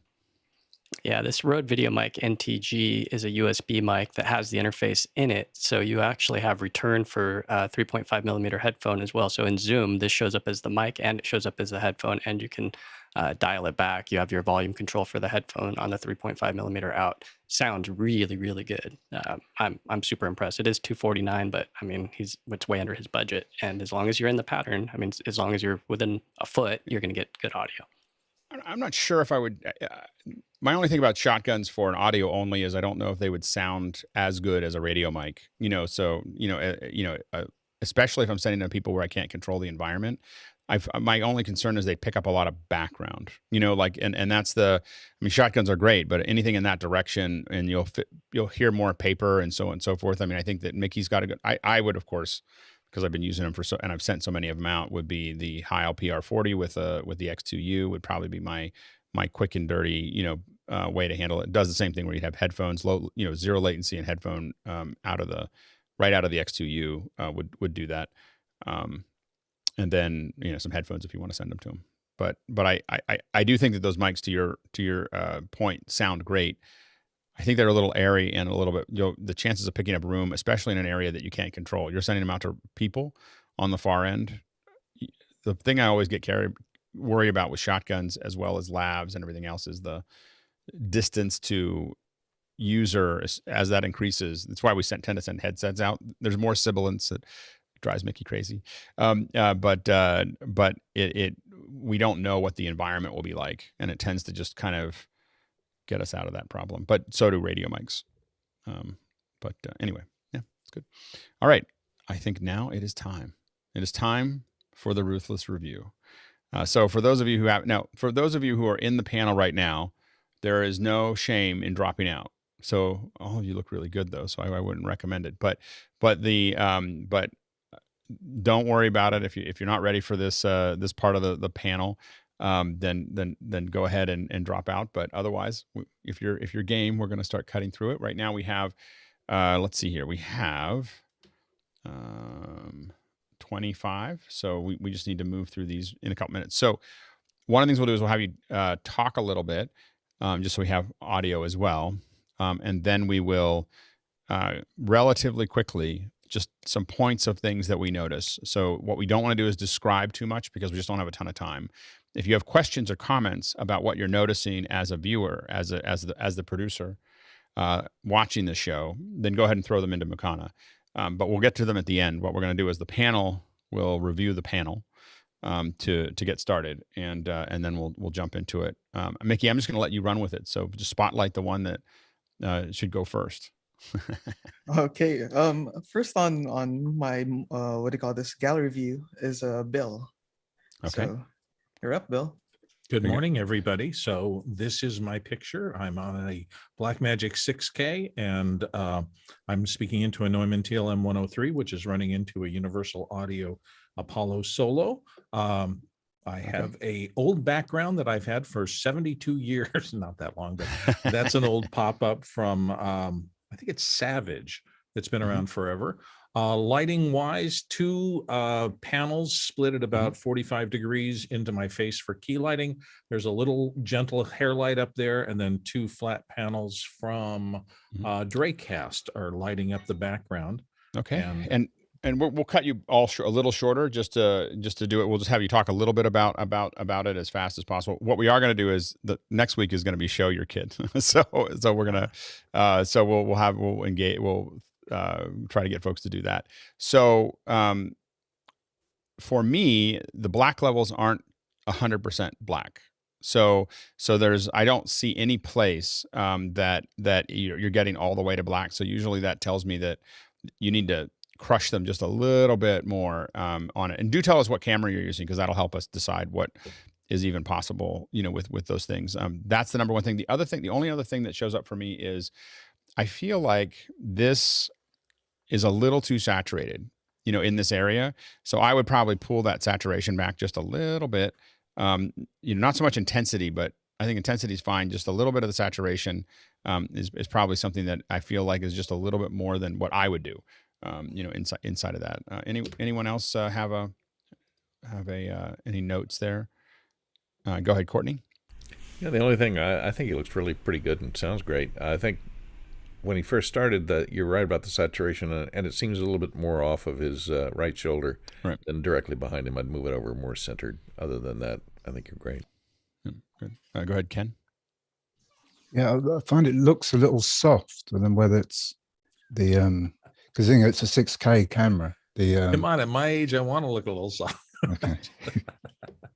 Are you doing anything to soften it up, or are you? It does look a little softer than it seems like the camera is capable of. Yeah. And then the only last thing that I would say is that there is just a little. I have this problem a lot. Is just a little bit of a. Whoops, wrong side. It's backwards. Just a little up here. It feels like there's a little edge showing or a little corner. Your corner showing. I'm gonna say, my corner's showing. Your corner. Yeah, that's been a problem because I'm taking my camera down. I mentioned that thing during the pre-show that I've got a shoot outdoors, so I'm coming back and forth. And yeah, absolutely. Get it in place. Excellent. But the big thing I would say is that little bit of saturation, the corner and the black levels. Just if they, it would just give them a little bit more of a punch. All right, next, great. Mickey, who's next? All right, we have a special request to go next, and that is JJ. He wants to jump in first. Okay, very good. Okay, JJ. Now, what camera are you using? At the moment, it's C920. I'm usually using the built-in camera on the computer. Mm-hmm. So I've got the C920 that I've disassembled from my other gear. I've got a couple options. I've actually considered using phones because those are higher quality. Part of my questions regarding outputting through Filmic Pro on a phone. I've as you guys have heard, I've got the Blue Yeti going directly into the computer right now, but I've also got the Xenix possibility, and I'm trying to get the Allen and Heath into the chain to keep testing that. And by the way, it does work. So the Allen and Heath the pad interface does work for. Oh, nice. remote. Oh, very good. So yeah, very I've been playing. You got it working. I got it working. I got it working. I've got to figure out how to get into the computer, but yeah. That's next. Yeah, so I think it's great. I think that the things that I would take a look at is you've got a couple stray wires in the background that I'd probably try to dress a little bit. As far as that goes, I'd also think about at some point an IFB rather than cables in the front. Cables showing up in the coming up your front, even just going to the back, your headset or your headphones coming up your back rather than up the front of your so that you can put them in. So you've got that one cable down one side that I probably dress behind me. I think that the phone will probably look better than the 920 if you can get it working. The audio is a little thinner than that mic is capable of. So I'm not sure exactly what's happening between there and to us, but I know that the Yeti is capable of a heavier sound, I think. And I'm going to open up mine. Mine might have some echo, but I'm going to make sure I listen to it through speakers. Or I'll put some headphones on. Bill, go ahead. Well, I was just going to say the only thing that's confusing to me out of this picture is you've got a pop filter on top of the physical foam pop filter of the mic. So I don't think your pop filter is doing anything for you in terms of keeping plosives away from that, because the two things are doing the same thing. They're not doing. I would say that they're doing this. Was away, it would create a little space between the mic diaphragm and the pop filter, and that's its function, is to lower the velocity of wind. It's just too close to the mic. Yeah, I would probably just pull it away, like literally half an inch would probably make the pop filter much more effective. Exactly. I thought I saw another one, but I saw someone else's hands. Okay, all right. Go ahead, TJ. There's a white square behind your head. I'm just curious, is that something that can be moved or not? So if I get to stay, I plan on painting everything 18% gray, including that square, which is that's where all the Cat 6 runs into in my house. That's where it hubs in. So I after my fire, I ran Cat 6 through the entire house, and it comes in right there. So no, I can't. I might raise your key light up just a little bit, about a foot. So these are actually, it's a LED rig. Oops. Right. It's a series of LEDs. So it's actually it's a four tree LED that I can't move much. Well, I can do Don't worry that. about how to do it, but think about the and because we have to move really fast from one person to the next, otherwise we'll run out of time. So, but I would, if I could, move a key light up a little bit, depending on how you can do it or whether it's possible, will be up to you. But I would move your key light up just a touch. It would help model your face just a little bit more. Go ahead, Bill. I was going to say that there's a little bundle of white wires down in the corner of your shot. And the only reason I bring it up is because white things in any kind of a thing, unless it's a really high key shot, drag your attention down there for a little bit. So I'm always going, what is that? Oh, okay. It's a couple of cables, RG6 cables, probably. Right. So I'd move them out of the frame. Go ahead. Next HDMI. person. Oh, HDMI. Yeah, there you go. Yep, absolutely. But general dressing of the cables behind you, just finding a way that they look like they're in order. You can still see them. They just need to be tight or hidden or, something else, is a great way to just have it feel a little tighter. Great work. Next question. All right. Next up, we have Leo Mendel. Go ahead, Leo. All right. Let's take a look here. So I am on a Panasonic Lumix GH3, which is sitting on a tripod away from the back of my desk, which it's on a fixed length lens, so I can't bring it any closer. And my microphone is a Marantz NPM 1000. So. Right now, you look like you might be a little out of sync. Can you talk a little bit more? Yeah, I've suddenly gone out of sync again, haven't I? Mm-hmm. Yeah, okay, it's fine. And I it's fine. don't know what is caused. It just keeps doing it, and I think there's a problem on the Mac, which I need to sort. Overall, I really like the lighting. I love the depth of field. Okay. I'll always lean a little cooler in lighting behind whoever is there, just because it helps the person pop out even further.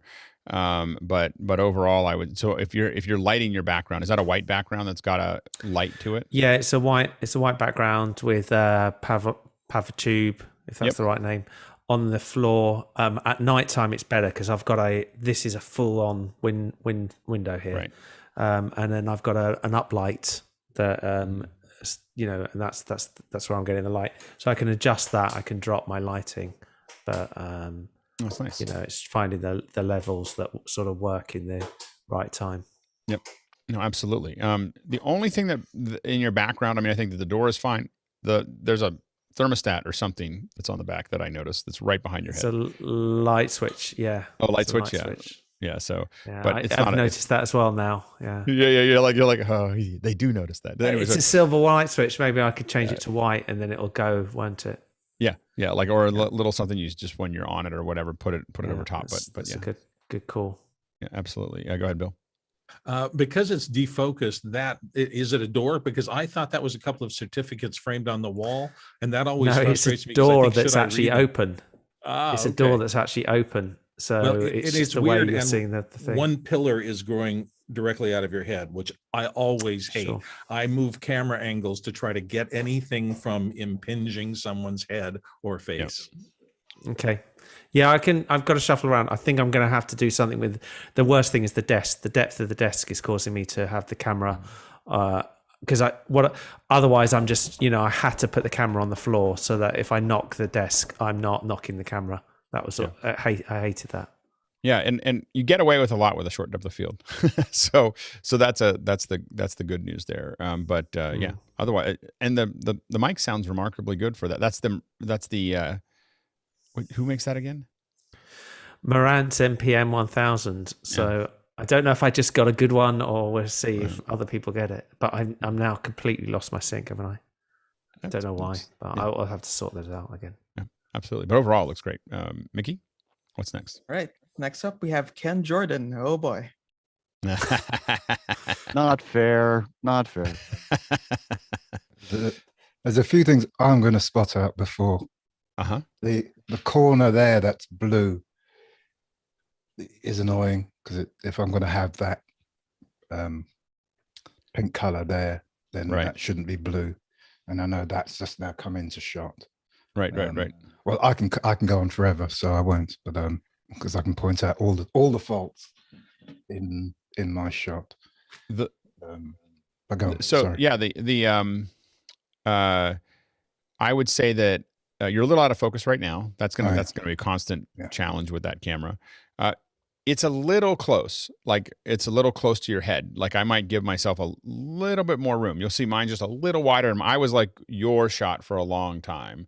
And I felt like I needed to open it up just a little bit. So, so we're pretty close. But I think that I would maybe get a little wider back. You're getting a lot of shadow in your eyes, from the kind of the light being a little higher. So I might try to, bring it down a little bit. I mean, it looks gorgeous. It's a gorgeous shot, but these are like the little tweaks. Go ahead, Mickey. I'd say, although like a shallow depth of field, it looks generally nice, but if you don't have someone actively pulling the focus, or if autofocus isn't continuously active, it kind of ruins it. So I would either always keep an eye on the focus and always lock it in every few minutes, or just stop it down a bit so that you get a wider depth of field. I'd stuff it down. Yeah, there's no reason for it to be that wide. One of the big advantages of kind of a soft background behind you that doesn't have a lot of detail is that you can get away with not having. You can stop it down a little bit and get a little more depth of field because you won't see it in the background. Go ahead, Bill.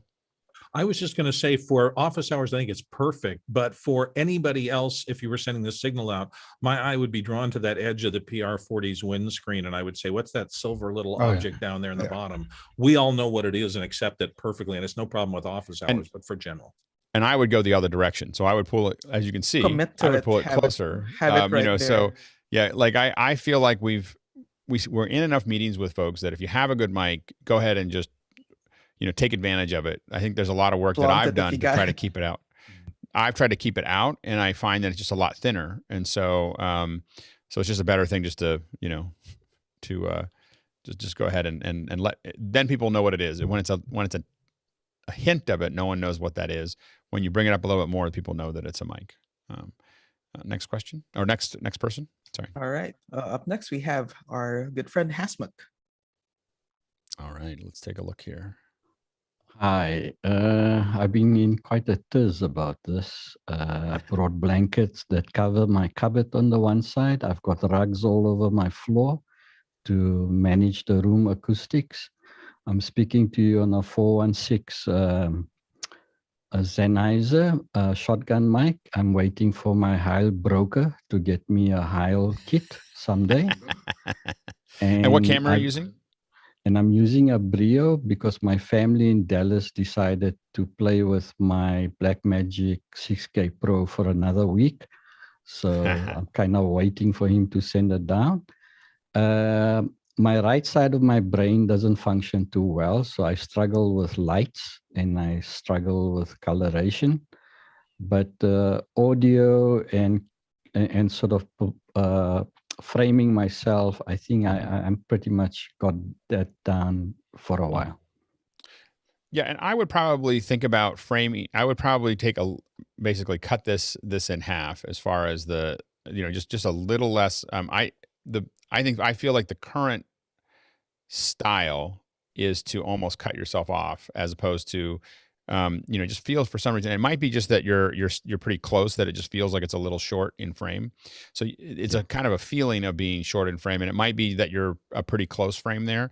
I also feel like I love the sculpture, by the way, but I do feel like it weights the frame on this side more than the other, and so that'd be the only other thing that I would think about there. And I might raise the camera up just a touch. Go ahead, Bill. Well, first of all, when you first came on, I thought yours was one of the prettiest shots I've seen right there, that refreshed. You went into 8-bit mode for a little bit, and then the background got kind of inconsistent, and we saw some posterization. I think you look fabulous. I think that gray background really suits both you and the shot, and I think you appear anywhere on the global internets looking like that, and everybody go, great. I do. What are you using for your key light? These are Telefino lights, 2 of them on either side. And how big are they? One, they not very big. Right. They're about this size, yeah. So they feel a little sourcey. you're getting some highlights that are there that you'd probably benefit with a little bit more diffusion and a little bit. It's not moving them away; it's actually moving them towards you and turning them down. And then possibly or bouncing them into something. I'll just show that. I don't know if you can see that. Yeah, that's the one light. Yeah, and that's why you have as much specular highlight as you have right now. Is the pretty far away. I will have lights. My lights are as close as I can get them without getting into camera, and they're 10 times bigger than like there are these Nanlite 100s or whatever. But they're turned all the way down, so it's not about our light. They're turned like if I turn them any further down, they'll literally turn off. But what you want is that big source. Big softer source, but the highlights that you see on your face there are coming from that kind of sourciness of that distance there. But it looks great. Go ahead, next one. All right, up next we have Rupert McRae. All right, let's take a look here. Hey guys, so I'm on a Marantz microphone also. It's the 2000, it's the USB version that's straight into Zoom. I'm on a Brio, straight into Zoom, also cropped in a little bit. That's on a magic arm that's on a TV stand, and that holds my monitor. That's my monitor, and then I'm on a separate table. And then I have two big soft boxes here. I think they're probably 30 by 18, something like that. I have two of them kind of right here. And that's what I got. Interesting. It's interesting that so you look probably a little overexposed as far as that goes. And it looks like the Brio is struggling a little bit, and I say that because I see.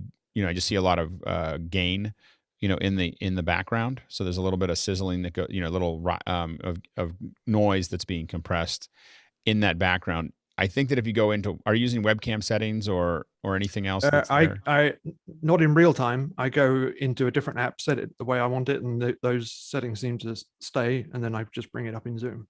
And what I think is a function of the gain might be turned up a little high. So I think if you turn the gain down just a little bit, we would see less noise in the background, and you would probably expose a little bit better. Other comments? Go ahead, Bill. It's not a comment, but Alex was mentioning he has his lights turned down all the way. I do the same thing. In fact, it got to the point where I actually physically cut ND, neutral density gel, and put it over my lights because I was constantly struggling with the fact that I wanted to keep them close, but I could not turn these modern LEDs down as far as I would like.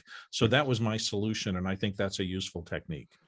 You feel a little short in frame as well. Like, just like you just feel like you're not filling the frame. And that's just a really, something we've talked a lot about recently is just really making sure it just feels just a touch. I mean, like literally another half inch higher in frame, I think would benefit you a little bit. Any other comments there?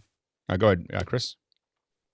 I suffer from a lot of anxiety from your shot because I see that counter space that has virtually nothing on it, and I wonder about my own personal life choices and why my life is so cluttered.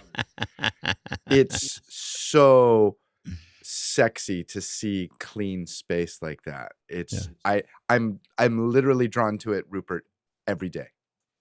I do like the black. I like so I always like a cooler background, behind. I think that it's been nice that you've kind of brought it down a little bit. It was a little bit more. I love the little light, the little warm light that's in the middle of the blue is just a really nice touch. Yeah. Oh, and it flickers. Go ahead, Liberty. I'm actually curious as to, because before we had another angle, so why you switched? I'm just curious. Just purely experimentation. So I was sitting over here before. That's kind of my desk area. I wanted to get square onto the room here, just try a different angle. This whole rig is actually all on wheels. The table's on wheels and the TV stands on wheels. And I plan to just over time experiment with rotating them, bring it this way, rotate and give you guys a different angle, just try different angles. And the other thing I'd say is right behind me here is the window of the room, which I've got blacked out as much as I can with curtains. So I'm also talking into the curtains. Which definitely benefits the sound. Go ahead, Stuart, and then Chris. I don't know if everyone else is seeing it, but to my view here, there's something funky going on with, it could be light bleed from the blue background, but it's affecting the skin tones.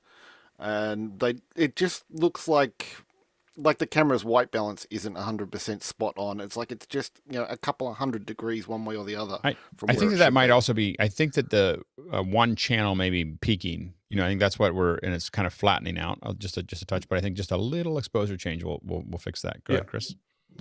Yeah, the only thing I see, and it's not a big deal, but the pictures that are on the desk side of the wall, the US and all that, the glass on the pictures is fine, but the one that's behind you looks like, I don't know what that is, Statue of Liberty or something. You ever thought about taking the glass out of those images because there's a lot of glare? Yeah, since I've been trying the different angles with all the lights and different things and all the pictures reflections, it's just something I've got to figure out. But one thing is that a lot of times we take just a little bit of either tape or other things, roll it up and put it behind a picture frame, changing it a couple degrees, up. Usually it'll disappear.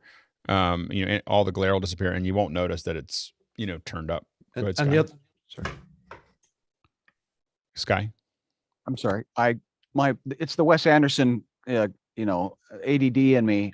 I want your head to be between the picture frames, and then that's where I want you. Thank you. I just want since you've done so wonderful with the laser level of everything else, it's like pick a side. And I will say that, right now, the Brio looks definitely very good. I will say that scene, I'm very curious what it'll look like with short depth of field at some point, because if you play with a short depth of field camera, because when you have that kind of detail and you've put all the things in just right, and then you drop the depth of field, into something short, oftentimes it just looks amazing.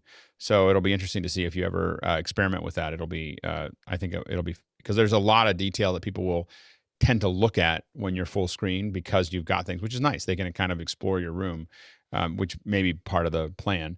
But as a picture, I think you'll pop way out because you've got so much depth back there that a short depth of field is going to make that look really luscious, I think. Next person. Next victim. All right. Up next, we have Liberty. Hey. All right. So I am looking into a Blackmagic 4K, and it's an Audio Technica 2100 going into the Atem Mini Pro, and I've got a 25 millimeter Lumix lens on it. So great. Oh, and you said it's the 4K? It's a 4K, yes. Yep, great. Shot, first of all, looks beautiful and it looks fabulous. I think you're a little off center, so I think camera needs to pan left a little bit. Yeah, that's pretty much the center. Now, I always struggle with that. You can move your chair and I move the microphone, or you can just pan the camera a little if it works, but that's the only thing I see. I think you look fabulous. Yeah, I think in my head, like video wise, it's always like, leave that space so we could put graphics. Yeah, right. Over here. Yeah, exactly. I do that. You can see me getting ready to draw. I always go over here and I'm going to start talking. So, go ahead, Stuart. 3 words: don't change anything. So the things that I would think about there. So I would the black levels again are just a hair high. There's just a little bit where none of the blacks in the background are going. You have cases in the back. So what goes to my head is that there should be a pure black somewhere there, and I'm not just quite seeing it hit. I think you'll just get a little more contrast. I also think the color on your camera leans a little green. So I think that if you pull it, I think that'll be a little bit of a, color correction that you may want to play with a little bit. I would go with, some kind of IFB, rather than over the ear. And when you do that, I think that you'll find that you're just a touch short in frame, I think that you could, if you just tilted down again, an inch, maybe, I think that you would look a little taller in frame, which I think, and again, because we work with a lot of YouTube influencers, I have a tendency to be, as you can see here, willing to cut my head off a little bit as opposed to being small in frame. And it's just a style. So take it as you will. But I think that what we generally see is a pretty aggressive move towards that with a lot of the online stuff that we work on. I used to be always had lots of headroom, because when you come out of broadcast, you think title safe and action safe and everything else. Right. In online, we find that that's a little that there tends to be a little bit more aggressiveness. to it. But it looks great. It's great. It's a great frame. Absolutely. I like the little touch of there's gear back there. And then so and that does leave you open if you ever get a telestrator. You do have a nice white space to work with there. Yeah, absolutely. All right. Next question. Or next person. Right. Next victim. Next up, we have David Brady. All right. Let's take a look here. And we can't hear you. Okay, there we go. Sorry about that. Mevo start camera going NDI into an HDMI converter into the Blackmagic, the Pile PHMH M2 mic straight into the Blackmagic, a couple of lights in the background. My place is only about 8 feet deep, so I can turn on things back there if I have to. That's great. Go ahead, Bill. So your key light is, I think, perfect, but your short side, the face that's in shadow, I think it needs a little bit of, even just bounce fill would bring it up a little bit. Yeah, that side, particularly, I know a chin defining line is a great thing, and we all like that, but I'm just seeing too much blob of black on that one side. Yeah, I have the problem with the glasses too, and I'm still trying to figure out the lighting in this space. So the lights are too Neewer N660, I think, maxed out in height and literally 3 feet away. Yeah, that's actually one of the things is we're not getting much light up into your eyes, particularly on your right eye. So and that's how we really judge people when we're talking to them. We look at their eyes to gauge sincerity. So if you're veiled, that's a little less than an open look. I have a small one I can always throw in there. All right. Yeah, maybe that a little and brought down just a little bit higher, and then brought. Yeah. Okay. See where we're going with that. Cool. And then I'd probably take the background. I love the blue that pulls you out. I'd probably bring the blue, the intensity down just a little bit, maybe in half of what it is there. So TJ. And this is all courtesy of office hours. My participation here. You should have seen it when I first joined. You. You're a good example of when you have great pipes, all those mics work. So you sound great. So anyway, it's great. And again, I would just bring that intensity down. I think you'll pop right out. Go ahead, TJ. I would just try to lower your lights a little bit to maybe see if you get some of since you said they're up all the way, just bring them down just a little bit if you can. When I say up all the way, they're extended all the way as tall as they'll go on their stands. I'm saying bring them down a little bit, and that will get them. You'll start to catch a little catch light. Not so much that they reflect off your glasses, but you'll find the right angle. There's a game there where you're trying to catch the top of your eyes. Right there without catching your glasses, which I deal with all the time. So, but you should be able to get down to a point where your eyes, because they're curved, will catch that light. You can see mine just catches right across the top. And so that's what we're always trying to, we go up as high as we can to separate the chin, because I definitely need it. And go as high as you can, but still be able to catch the eye light, the eye there. Go ahead, Stuart. Yeah, just one suggestion, and I noticed that John Pretto suggested the same thing in a hair light, because what I'm noticing is across David's shoulder and where he's actually got hair behind him, you're getting a little purple bleed through from the lighting behind. It would look nice if you had a light of the same color temperature as the one that's lighting up your face, doing the rim to separate you without that little bleed. The little bleed looks like there's something wrong with the camera. Okay. Cool. A little. I definitely agree. A little hair light would definitely define it a little bit better. And when you say hair light, is that up high in the? Right over top of you, over top of you. Mine is actually, you can see it's right. It's a little behind me. It's probably behind me by a foot and a half over top of me there. So that's and again, next week we'll go through and show these, but putting it back there and you'll kind of play with it and figure it out. And again, a large source that's turned way down can just kind of fill it in. Go ahead, Sky. I will say the set dressing is not lost on me. I enjoy the broken keys up in the upper side of you, but it's like, what's he got in his shelf? And it's like Ben Franklin, but I can't quite. Martha, I'm not sure what the other statuette is. Yeah, absolutely. That's Charles Lindbergh, but both of them are Lindbergh bookends. That's great. Next question. Oh, next victim. All right. Next up, we have TJ Asher. All right. Let's take a look here. So I am staring into a Blackmagic Pocket Cinema 6K, talking into my Heil. I have a Fossetan light here, and I have a Elgato key light over the top of the camera to get on-axis fill, and then a vinyl background behind me, and a little kicker light off to my side, and I have another light above me to throw light on my shoulders. I would possibly frame down just a half an inch, like just cut that, cut this distance just a little bit in half. There is the only thing that I can think. Otherwise, I don't have any. I got nothing.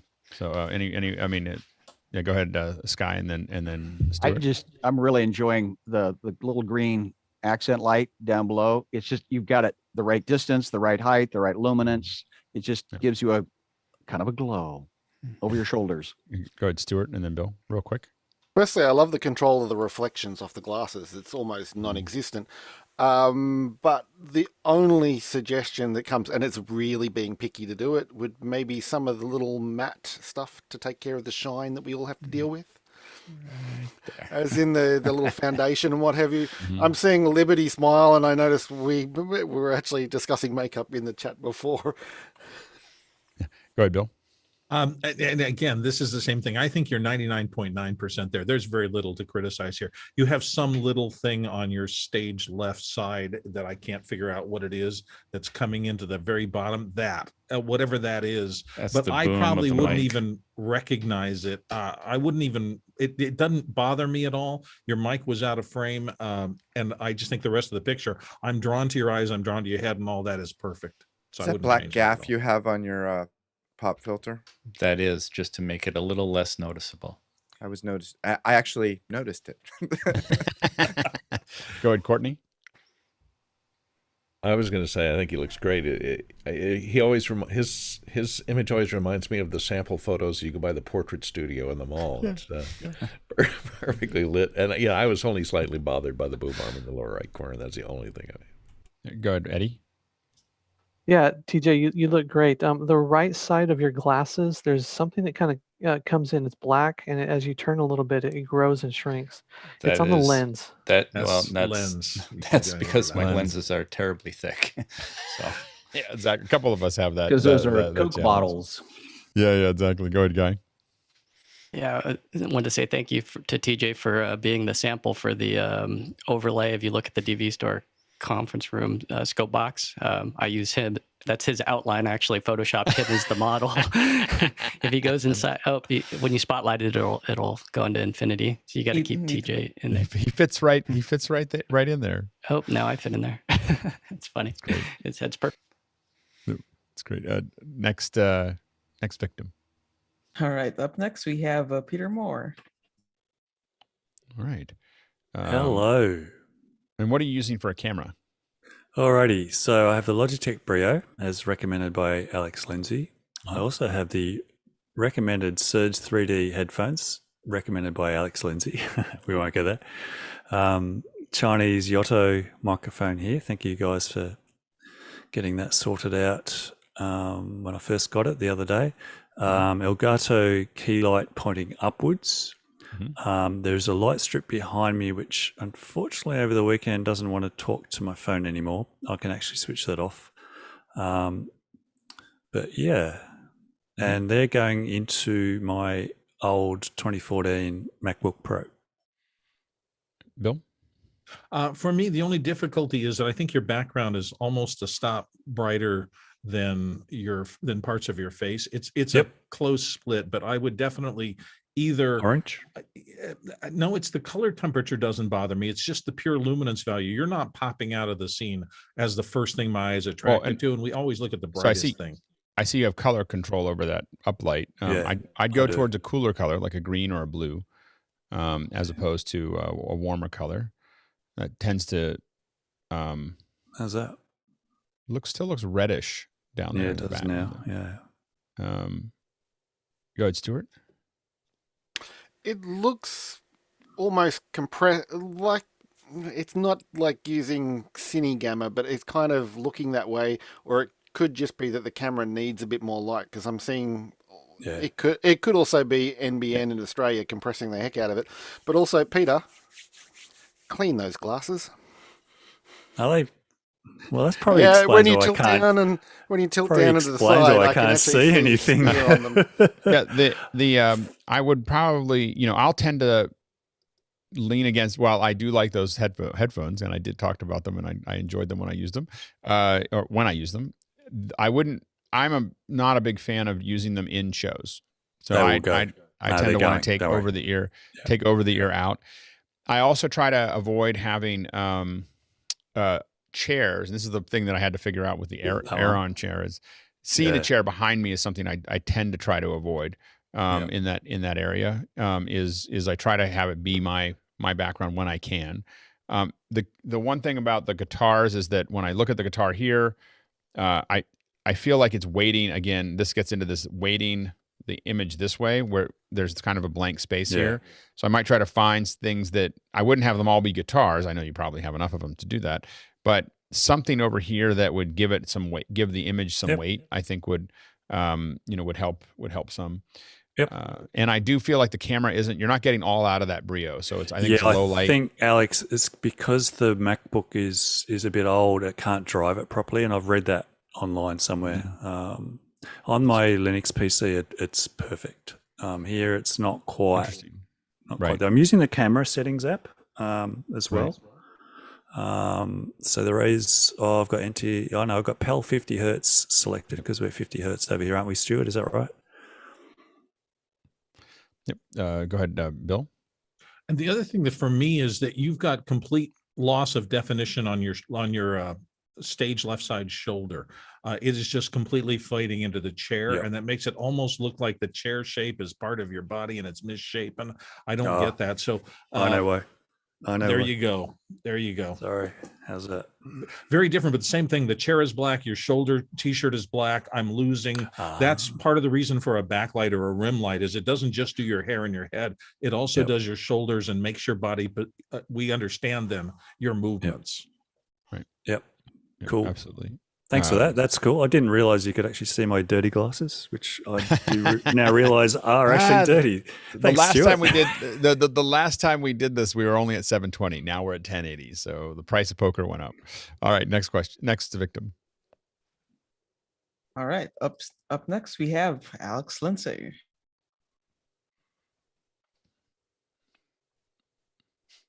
Yeah, go ahead, Stuart, and then TJ, and then Sky. Clearly, somebody has spent too many Alexes to make the rest of us look bad. I'm jealous.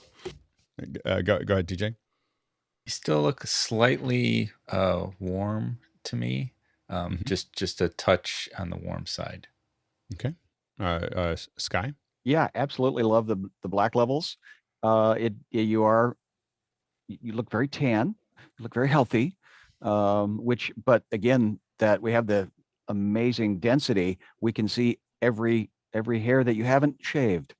Oh yeah, there's that. Yep. I almost shaved this morning. I got up but really your hair light has got a nice, and again, you also have the nice glow back on the back wall. It's the right distance, the right luminance level. Right. Go ahead, Rupert. So actually, maybe not today, but I have noticed dirty glasses before also. So maybe I have. That's something. Mine are a little dirty today, and so the funny thing about it is I'm super sensitive to scratching my lenses, and so if I'm not set up to clean them, I will not touch them until I have the proper stuff to do it. So that tends to be. I tend to I'll not even use a cloth. I'll tend to use water first, and it's a long story, but I tend to keep my glasses for a very long time, and so I tend to treat them very carefully because scratches will drive me crazy, which is funny because then I'll put up with the dust so that I don't have to deal with the scratches. I understand the irony there. Oh, anyway, so go ahead, Courtney, and then Peter, and then Bill. I think you look perfect as always. The only thing I could criticize is you're getting a little oily reflection off the top of your forehead, and a brush with a oil absorbing tissue might take that down because you've got that nice big flat light in front of you. DH2 is what we call dermal hypohydrator, which sometimes is the covers for the toilets. All right, Peter, and then Bill. Very quickly, Alex. Yes, what Courtney said, but is the color, like I'm pale, I haven't been outside for a long time because I've been sick, but is your skin color, is that the right color?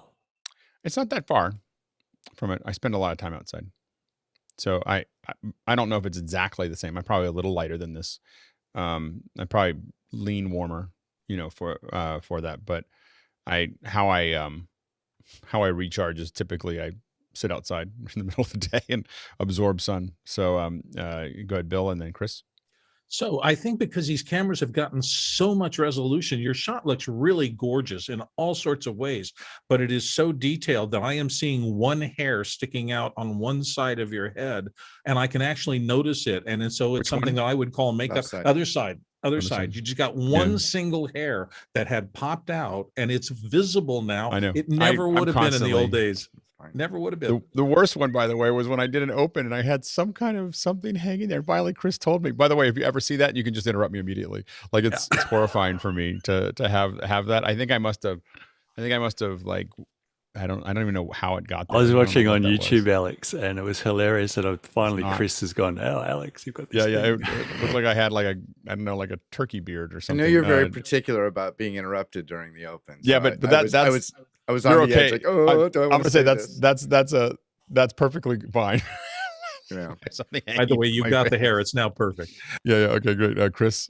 The only thing the only thing I wanted to point out is if anybody was interested, that Alex, between his pile or Heil rather, and getting to Zoom, he does use a certain amount of equipment in between there. So there's that. If you're interested. Go ahead, Chris. Yeah, I was going to say, I'd rather somebody tell me too, if there's something, but one thing that I see that might look cool is the ring that's around the top of your mic, and then the ring that's around the strainer.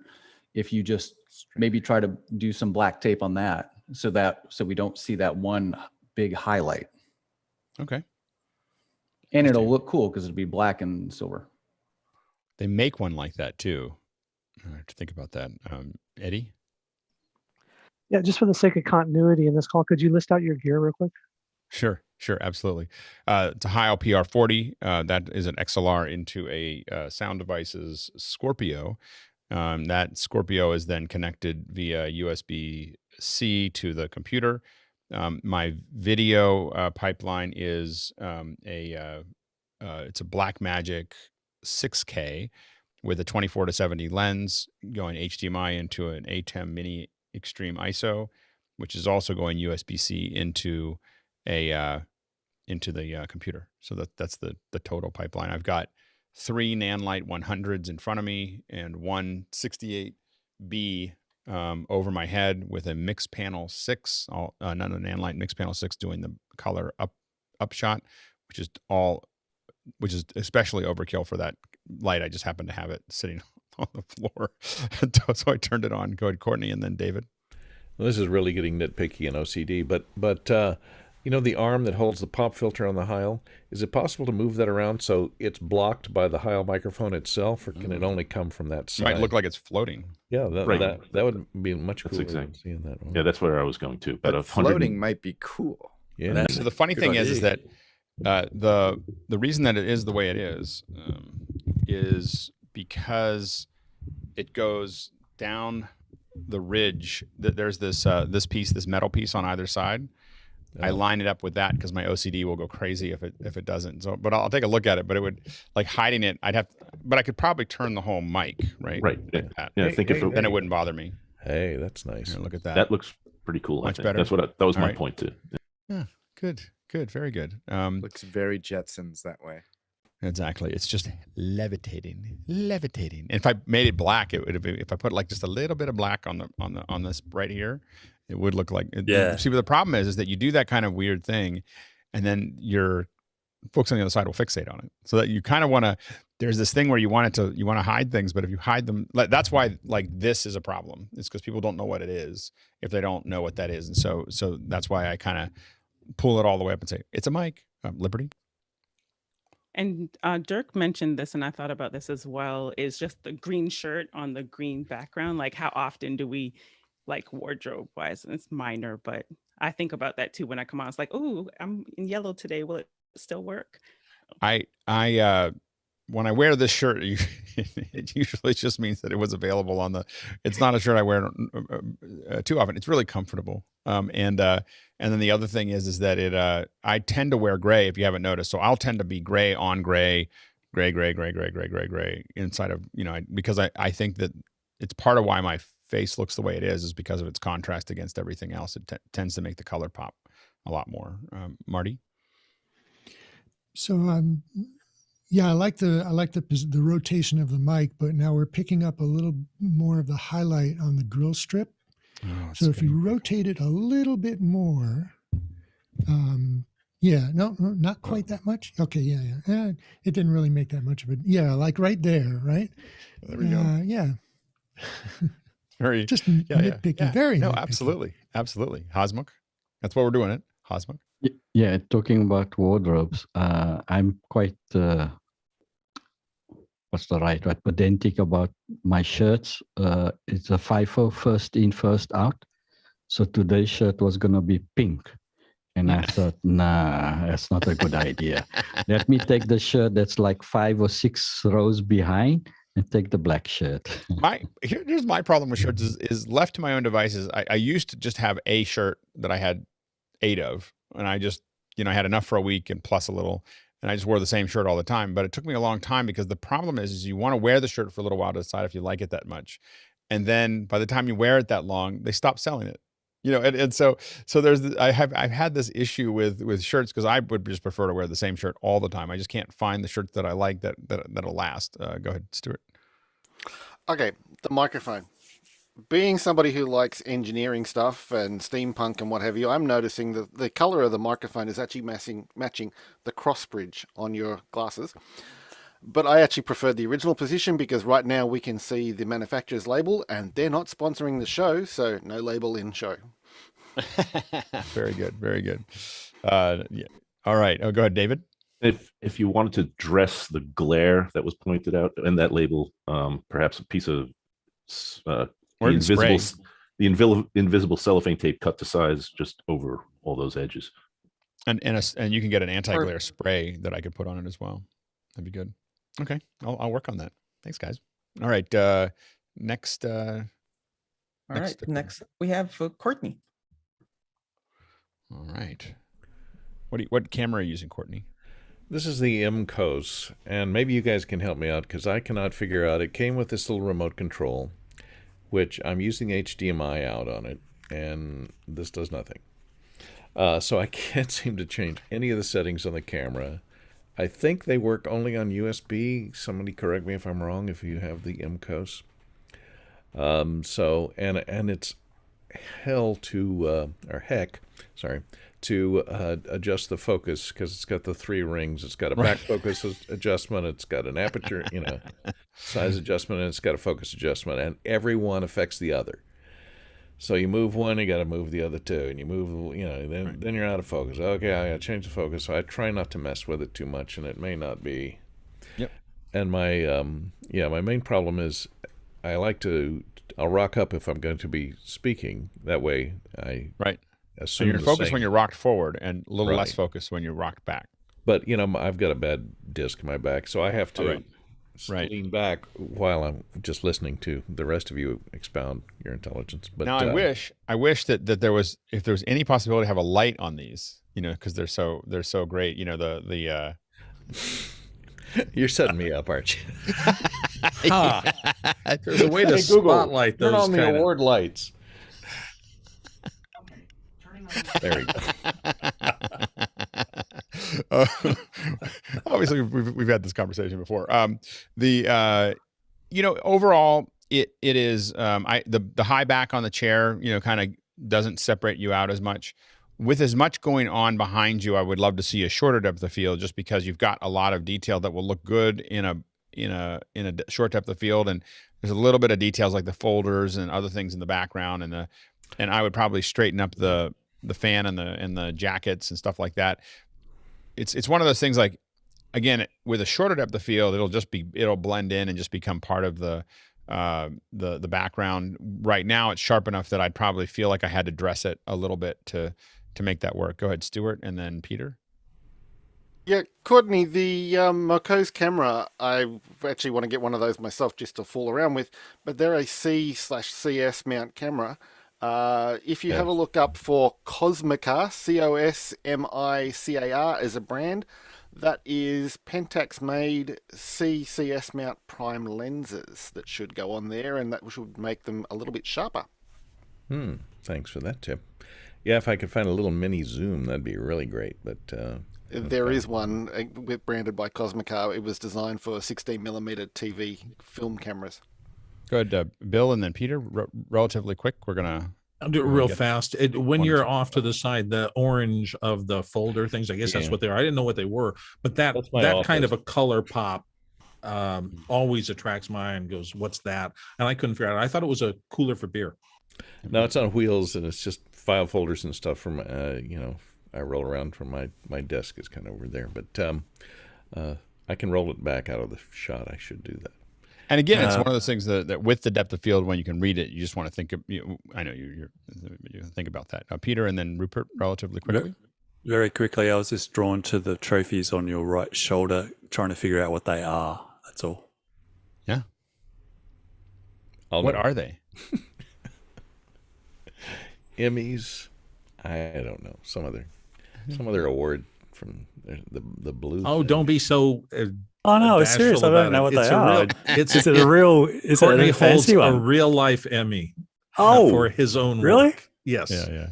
Sorry, there's a couple of them back there. There's a couple of awards back there. I saw. I didn't know. Go, Rupert.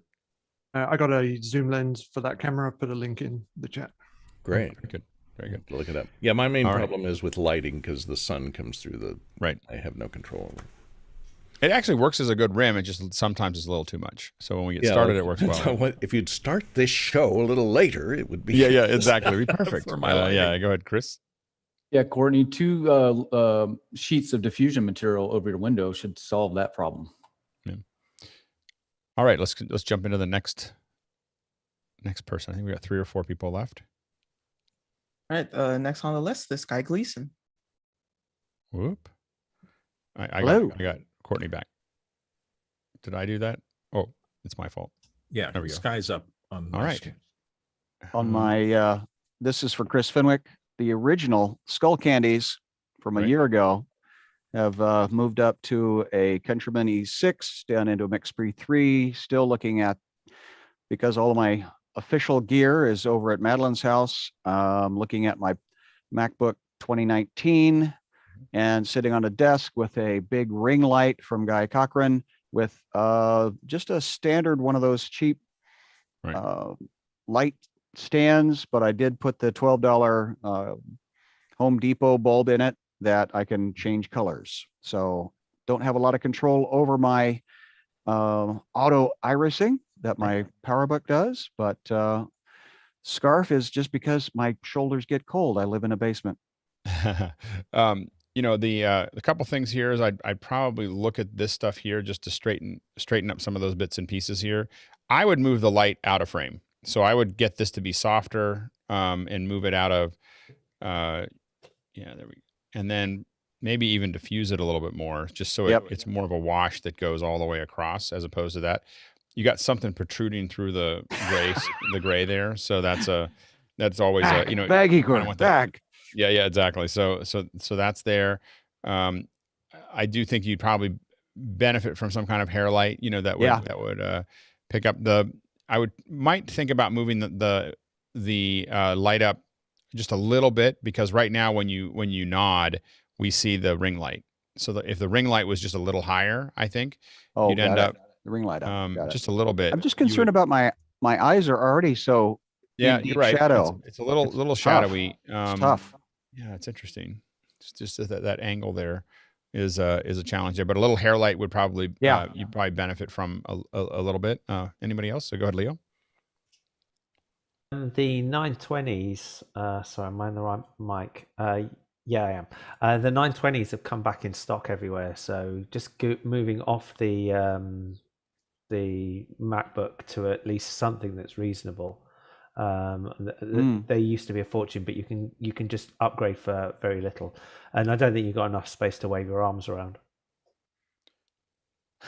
No, I've got a a head comment. Michael Chionia was at a conference with him a couple years ago, and he said, no, this is a close up in the film world, and he chops off right at the forehead.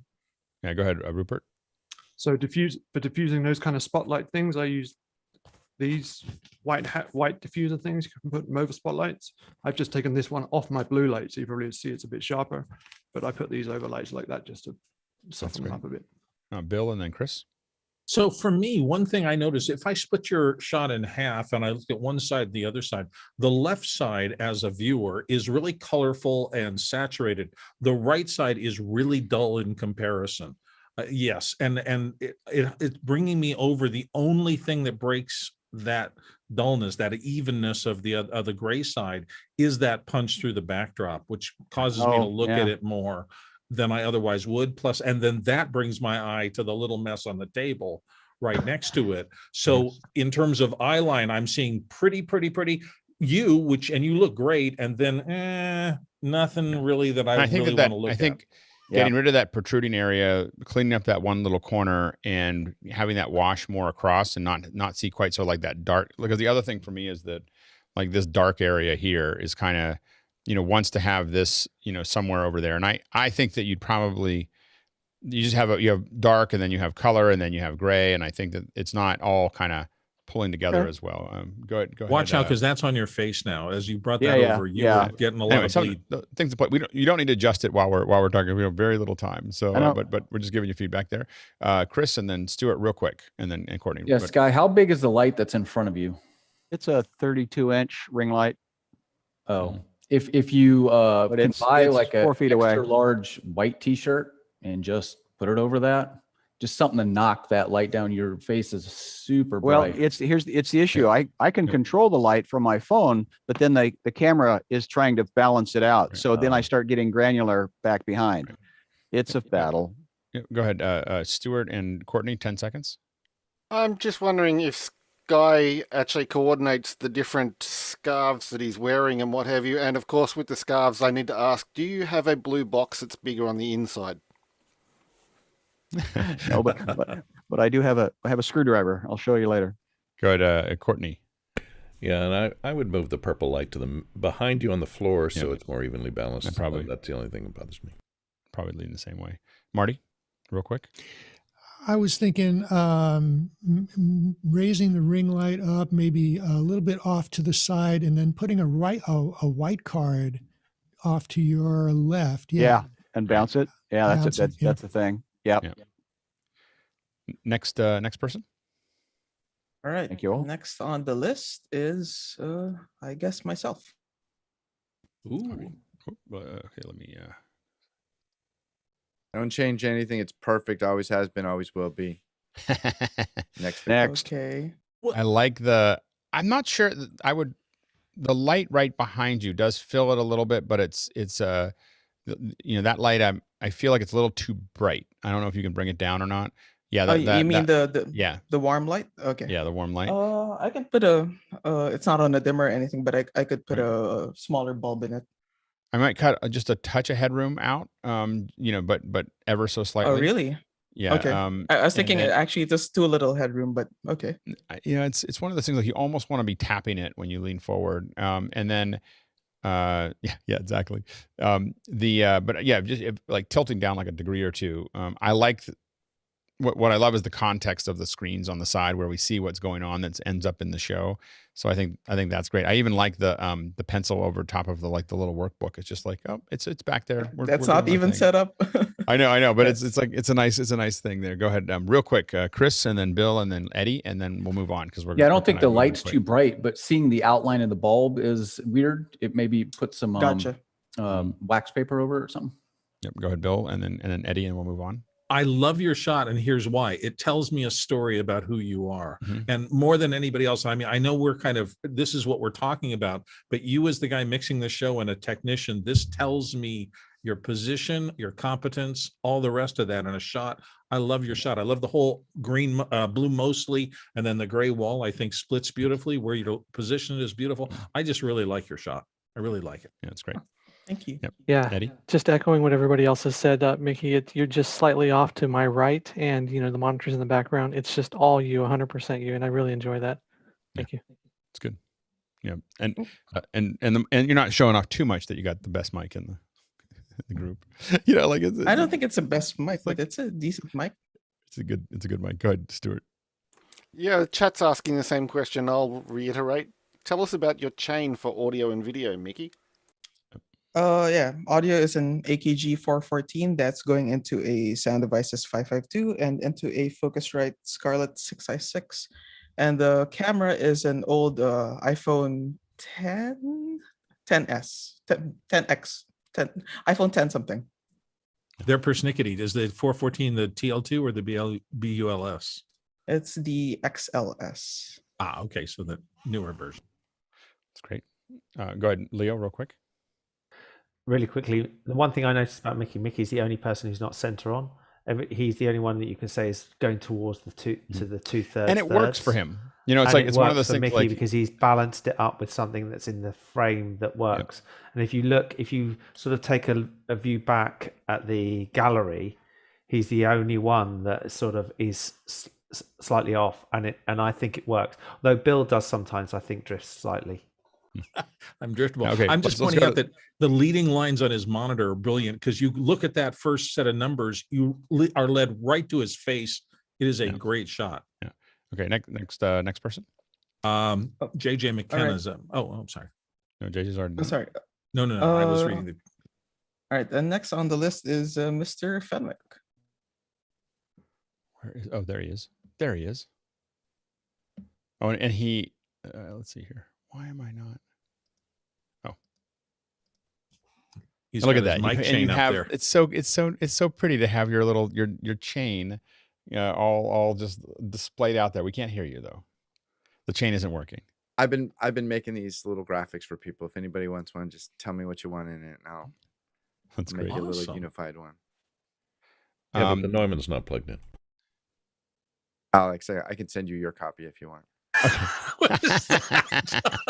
AKG to a tank? How does that work? Yeah, exactly. Alex rolls in with a tank full of gear. He doesn't screw around.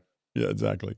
I think it looks great. I'd love to dress I don't know what I would dress the router door with. No, the door with. Oh, the door. Yeah. I'm in 85 square feet of a 420 square foot apartment. No, totally. I've considered turning my whole rig around 180 degrees. What you would have then is a window that I would have to ND the heck out of, but it has an amazing view of the city and a marina. All I can say is can't wait to see it. Go ahead. It's a lot of work. Can't wait to see it. David and then Chris. One quick solution for the door would be a big piece of foam core painted the same color as the wall. The seam would hide behind your back. So just blank that whole thing out. And then just a thought. And then a hydraulic lift on the top to roll it down to just you just push it up and it would go up into the ceiling and then just come down like that. We don't have a foam core. I don't need to use the door. I barely ever use it. With a remote control. Yeah, exactly. Go ahead, Chris, and then Stuart. Yeah, my only thing is that the lighting just looks like flat, I guess. I don't know how to say it. It's pretty flat. It's I could show you what I'm using if you're curious. Let me. So that'll be. There's. It's black. It's very dark. Yeah, darker than we expected. So there's my rig. I have this soft light. It's like an inch thick, mounted in the window, and then I draped the window to control the daylight. Right. 2 layers of diffusion material taped over that LED. Yep. It's good. Go ahead, Stuart. Chris, just for when you rotate the room, instead of using gel or anything, Westcott scrim gym or netting and what have you, that'll bring, like if you fold the netting over, you get an extra stop. And as long as your camera is not moiring, as in like the interference patterns you get with the, it will look fabulous. But Westcott's scrim gym. And what camera are you using again? This is a Brio. Yep. Might pull away from the red just a little bit. Pull the but yeah. Go ahead. I got Rupert and then Leo. I'd like to see a little bit more border around the flag so I can be sort of assured that I'm seeing all of it. It's just cutting off that top, yeah, and then just a little bit, just a touch so I can tell that I'm. But but the one thing I'll always say about that is always pay attention to the headroom and the person instead of anything in the environment. This is I do agree with you, and maybe you move the flag, but I wouldn't move his frame together. My issue with the headroom is that when I look at a head, when I look at a head, I don't look at the head. You got to remember, this is what you're actually looking at. So a lot of times we favor like, oh, don't cut anything off here. I'd much rather cut it off because I think that the face is not the head, and the face wants to be here so that you do have, room when you drop in, a double click there. When you drop in a lower third, you don't want to be chewing your lower third. And that's the thing. They always say frame for the graphics. Yeah, but the one thing that we see commonly is someone has something in the foreground or the background. Foreground podiums are the worst, like the worst. A logo with a podium is like devastating because the camera operator will know better and they'll just frame the person, but somebody in the crew will be like, you got to put the logo in from the thing. And what you've done is you've made that person look small the entire presentation. They got up there to say something important. Nothing's important when they're small in the frame. But you see the logo. But you see the logo that you could have put on as a graphic, not that I'm bitter and I had to do that for like hundreds of events last year. Leo? I really like the flag, the fact that it's 3-dimensional. But if there was some light in it so that you actually pick up the wooden slats better, because there's something, and it would just literally pop. I just think it's just like a little bit of a strafing light or something like that. Something, even any light that would catch the edges of that flag would just make it look completely different. I think you've got some lights there, haven't you? And then we're gonna go a little faster, Courtney, real quick, because we a couple more people. Yeah, I agree on the light. I was going to say the light on the flag, and for the door, I think you can just dress it with a maid service required door hanger that goes on it. Yeah, there you go. There we go. Just very quickly, just change the doorknob. Just change the doorknob. Yeah, make it a great doorknob. Anyway, next person.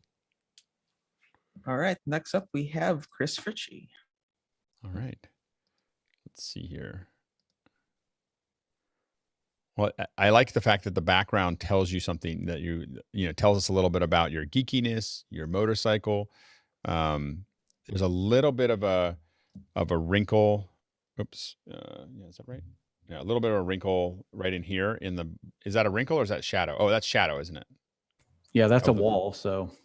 Right. So I think it's just the shadow of it looks like a wrinkle from my perspective. I might try to pull that away from the wall just a little bit. The stabilizer there. The hard part with it being really dark behind you is that now I do like that you've added a little light. I think when you had it before, there's been a couple times when you're on, it's like really black. And I think that it's for me, it feels almost too dark. But that's, from my vantage point. Go ahead, Stuart. That too dark is just simply because the color of Chris's hair is blending into the color of the background. But the main criticism here, that helmet is too clean. It needs mud. It absolutely needs to be dirtied up. Go ahead, Chris, and then Bill. I've always appreciated, Chris, that I know that you're in your home studio. It's a converted garage, if memory serves me. But it always feels like you're coming to us from your lab. You change things up. Sometimes you have the table in front. You have, gear in the back. I think you and Ken win as the two leading lab, constantly moving things around. Everything's on wheels. Everything I make has wheels on it. So. And I love the fact that you build everything yourself. Now, bonus points if you can guess what these little two items are right there. The lightsaber. Oh, okay, good job. I thought I had them blurred out just enough. A camera gimbal. Yeah. I get all the points. Lightsabers. I'm out. Yeah, absolutely. Mic drop. May the 4th is coming up, so. Yeah, absolutely. Bill, go ahead real quick. Okay, so the first thing that I noticed is that whatever, I think maybe your monitor reflecting, your glasses have a blue line that is a little distracting, and I know it's that's a coating. We got new glasses. My old ones don't do this, and it's really bothering me. I mean, they look great. I mean, you can see through them, but the reflections are bothering me. And this is gotta just interject. philosophical. Gotta inject. That looks like anamorphic flare. You've got to keep that blue. Got to keep it. And we gotta move really fast because we're already over. Oh, okay. Well, just the only thing I was going to say is if you've got object of art behind you, when they are the thing that's soft, I spend more time trying to decode them. What is that thing? It's an interesting. Oh, I see. It's a gimbal, rather than if that element was sharp because it's a thing. For general background, I love the blurry thing, but I get a little I can't really see. I just love depth of field. The first time I ever saw a camera do that, I fell in love. So. And the other thing that I would do is I just get a little more of your body, just a little bit more shoulder. Would you feel like a little cropped in, just a little tight? All right. Well, this is the money maker, Alex. So it's all about there the you hair. go. Come on, it's Chris Ritchie. All right, next person. All right, next up we have Keenan Campbell. All right. Okay, so this look is brought to you by Office Hours in the DVE store. Yeah, that's great. So now it's telling me, okay, there we go. So it's a Blackmagic 6K into a Atem Mini Pro into my MacBook, a Rode NT1. I have two Pavo tubes kind of hitting me because I'm a bald man and I have glasses. And then I have a Pavo tube behind me putting the uplighting, and Lazo light, just bought that and put it in for today. So I'm a bald man and I wear Oakleys, and this is a challenge because it is so thick that I feel like I do get that shadow no matter what I do, but I've tried. I mean, the lights are a challenge. Obviously I'm hearing that from everybody. So yeah, no, I think that I'm looking at moving our kits to the Pavo tubes, and I've been that's why I've been testing them, and I'm pretty impressed by the look there and how much you're able to do with three of them. I would go with a little less headroom. Again, we'll just keep on, there you go. Like that's literally enough, but make it sure that you can sit comfortably and get that. And then I would pull back the saturation and the exposure and the exposure of the light behind you just a little. Like I would just pull it back a little bit on that area. Bill, real quick. When I started on Office Hours and decided I was going to go with a basic black shirt, at first I got a bunch of them with patterns, and I found out that I was either cutting them off, making them impossible to read, or doing something that didn't work for me. That's why I went to just black with nothing on them. In your case, you're cutting off those logos, and I can read the top part and I can't read the bottom part. And I didn't know that was FEMA. I just knew it was Department of, and I spent too much mental time trying to decode it. So if there's anything for me written on a shirt or a logo, I'm either going to see it or not see it. I hate having it cut so that it's confusing. Mickey and then Chris, real quick. Yeah, I would probably maybe set your camera to a lower color temperature because it's feeling just a tiny bit too warm. And if you have spill of warm light towards the edges of that of your screen behind you, maybe try to flag those off because we are getting a gradient from blue to orange, which is kind of, and it's a little. I'm not a fan of it. Go ahead, Chris. Yeah, and the light again on your face just looks a little like it's like Fenwick a little bit. But also, I thought when I first saw you come up, I thought you were Caleb from DSLR Video Shooter. I don't see any like pure whites on your face, so there may be you may be able to pull that backlight down a little bit more, and then bring your exposure up a little bit. And are you using film to video or film to extended video? I have no idea, honestly. So the main thing is that I find it easiest to go film to extended video and then push it a little bit on the switcher specifically for Zoom, because Zoom will tend to push things down a little bit or punch them. So I would think about that. It doesn't look like you have like you're not getting quite all the way in your full exposure. So that'd be. So if anybody wants to take control of the 6K, we can't in the pre. If you come to the pre-show, I do that all the time. So if anyone wants me to play with your camera, through your ATEM or whatever. On the pre-show, I can't do it in the webinar. We can only do it in the meetings. And then I'm usually off to work for the afternoon. And it does seem like I get it set, I save it, I come back in, the lights are in the same spot. I literally pack this up every time because we take it out for disasters.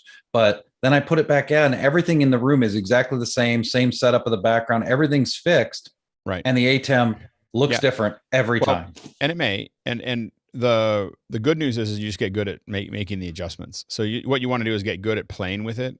What mic are you using? It's the Rode NT1 into the Mix Pre 3, and I have it just it's not on a stand, it's on a table, so I just have it off axis. And just I would out of probably frame. try. What happens when you get it closer to you? Oh, it sounds better. Yeah, it does. So yeah. I don't have an arm for it because it's actually, and let me see if I can lift it up. It's just on the right. So with that one, I would really aim to be, you can have it lower in frame, but I would get it like within 3 or 4 inches of your mouth. It's really built for being closer, and we're just picking up a lot of room. When you pull it in, we're not picking up that room. So Stuart, and don't worry about it. Obviously, we don't care about seeing the mics for this piece. You may decide you want to do that, but what you're giving up is it's roomy. I can't. I just don't have a mount for it. I mean, I would love to have it anywhere in here. Right. Because I have a face for radio, but I don't have a voice for radio. So. Set it on 2 books. No, it sounds really good when it's close, like really good. So I would definitely find a way to, again, there's lots of, Heil makes one. There's lots of other ones I'm using, as I said before, OC White, Ultima.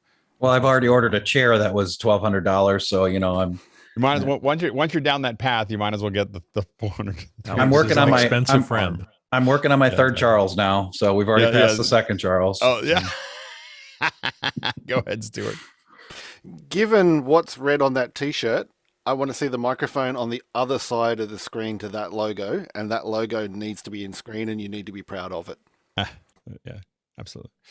But yeah, if you tilt down just a little bit, you'll solve the headroom and the logo. I could really do it this way. And since I'm the only person on office hours that actually has a badge. No, I have some good challenge coins. Does that count? As All right. far as you All right. know. Next question. Next victim. All right. Next up, we have Marty. All right. Hi there. Hey. Well, I'm.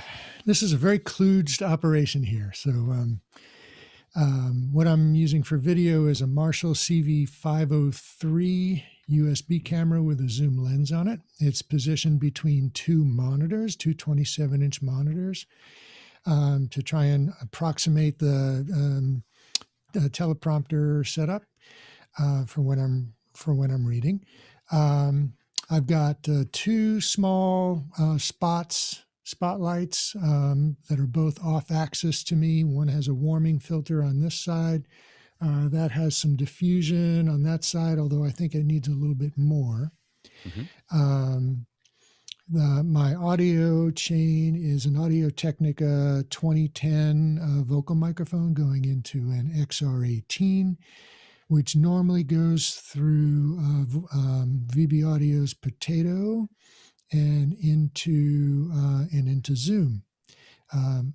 This camera is going through OBS, and I'm using the color correction filters to make some warming adjustments and exposure and such. One thing about your voice is it doesn't sound quite as present as I would expect. There's in the middle. I don't know if Mickey feels that or not.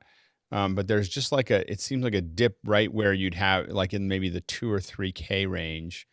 That it feels like it's a little muffled in a weird way, because I can hear the high sibilants and I can hear some bass, but I don't hear something about it that doesn't feel like I'm getting all the graveliness that I feel like it's in your voice. Yeah, Maybe I think not. there's a mid-range emphasis somewhere. Right. So, well, today, I said normally going through the Potato, but today we switched over directly out of the XR18's preamps into the Zoom. So I don't know if the equalizer that I had set up will make any effect. I do have a little bit of a dip normally at almost 500. So if I bring that up, I don't know if you're No, hearing any difference now. that does not improve it. No, okay. Well, no, but Um, did it make a difference? oh yeah. Yeah, it Oh, you did. did But hear it. Okay. I'm curious. Like at the moment, do you have any processing at all? So I do have some compression turned on, and I had a noise gate that I took out, and I have a little Yeah, bit of I'd be curious to hear the microphone raw. raw. Okay, so I'll turn off the compressor and I'll turn off the EQ. All right, so here's the raw microphone. Yeah, and can that you bring sounds it up? Bring it up some, yeah. it sounds way more natural, at least to my Really? ears. Okay. So I'm in an open house environment, and I have no closed doors, so other people I moving around can get noisy. I think it's the compressor. Like the compressor is what is it a multi-channel compressor or a It's the XR18's compressor. but it's not it's just an overall compression. Yeah. It's not doing it by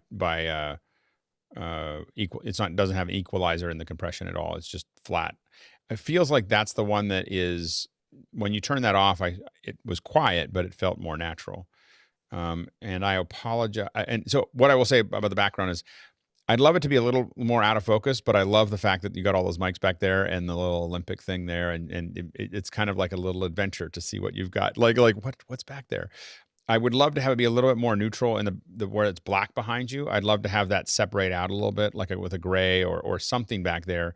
What's right behind you, because it's just kind of black, and you kind of blend into that a little bit at times.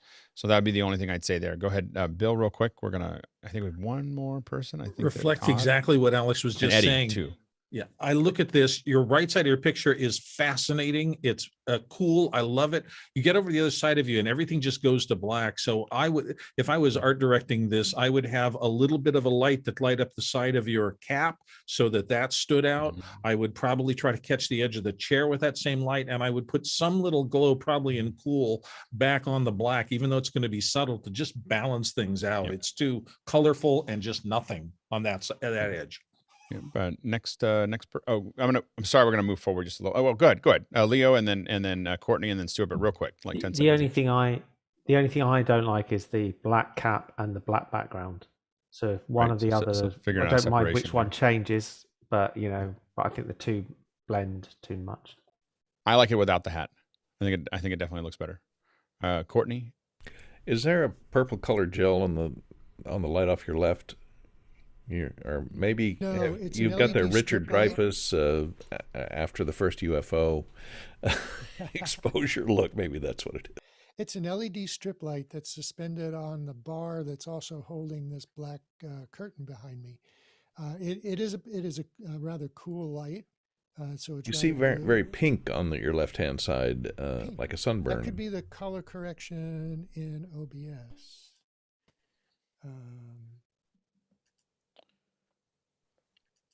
and then go ahead, Stuart, while he's playing with that. Yeah, my only suggestion, and it kind of follows on with what Bill was saying, if Marty could wiggle a little bit to his right, it might balance out the front. Like how Mickey is sort of off-center, Marty could probably get too far. So just, sort of half that. It sort of balances the frame a bit. So if you're just cutting off the edge of the shoulder in the frame, that would look kind of nicer. Okay, next person. Right. Next up, we have Todd Reynolds. Hey, Todd. Hello. How are you all? I am excited to have to be reviewed ruthlessly. Which is ruthlessly. Yeah. I don't. So what I would say is that right now with the black on black, you kind of have a little bit of a floating head thing going on, which is an interesting look. Good. We've done whole shows that way for whole shows, and it's a good show. But I think that it feels a little floaty. And then you have the yellow mic popping out the yellow mic tip popping out is a little bit of a distraction. Sorry about that. That's actually not the mic I'm using. That's actually for Saturday. I was testing it today. I finally found my wireless gear. So totally. And we're just gonna give you raw feedback as we see it. Don't worry about it. We're all thick-skinned here. The black is very black behind you, and so it does have you pop out. But I kind of feel like there's no frame of reference. You know, are you keying to that, or is it just a black background? I am keying. This is with a more complicated key. And what is it without the key? Are you able to show? Background. It's just a green screen. It's just a big old green screen. Yeah. Yeah. And the reason I do that, Alex, is because I actually teach quite a bit. So and I make mistakes like looking up the sound devices Scorpio when you mention it. So, so that kind of so I tend to write a lot as well. So that's why I keep the black. But someday I want to have a background back. I used to have a background, like a real background. So that's I mean, we tend, as you can see, a lot of us lean towards gray backgrounds so that we can light up the way we like them and give us a little context. I feel like you're cut a little close, you know, just your head. Yeah. Like, yeah. And then what I would do is maybe just a touch forward and then tilt down a little bit just to have a little less headroom, but a little bit more shoulder. I would tilt down more. No, tilt the camera down a little bit. So your head's higher in frame. You know, so you have more shoulder, not closer, but you want, I kind of want to go around the shoulder and then down a little bit for the framing there. And you could probably still get away with less headroom. You know, again, we're pretty aggressive here about headroom. Bill? Yeah, to me, this I call the full Biondo because it is a floating head. And I had a bad experience with a professional speaker once where they changed her background and she had a red scarf and it looked like a severed floating head. We're going to move really fast. Terrible. So I would just find a default background to key your black outfit against so that there's some specific change. Something back there to give it context. And even a gray background with a with a gradient might be better than the black if you're gonna key it there. So go ahead, Stuart, and then Chris, real fast. Yeah, it looks like Todd could do with a rim light or a hair light, and if you're using that sort of keyed in background, like with the one with the animals in the field, blur it so it looks like you've got depth of field between you and the background. Super big rule. If you're putting a background behind you, your background always has to be softer than you.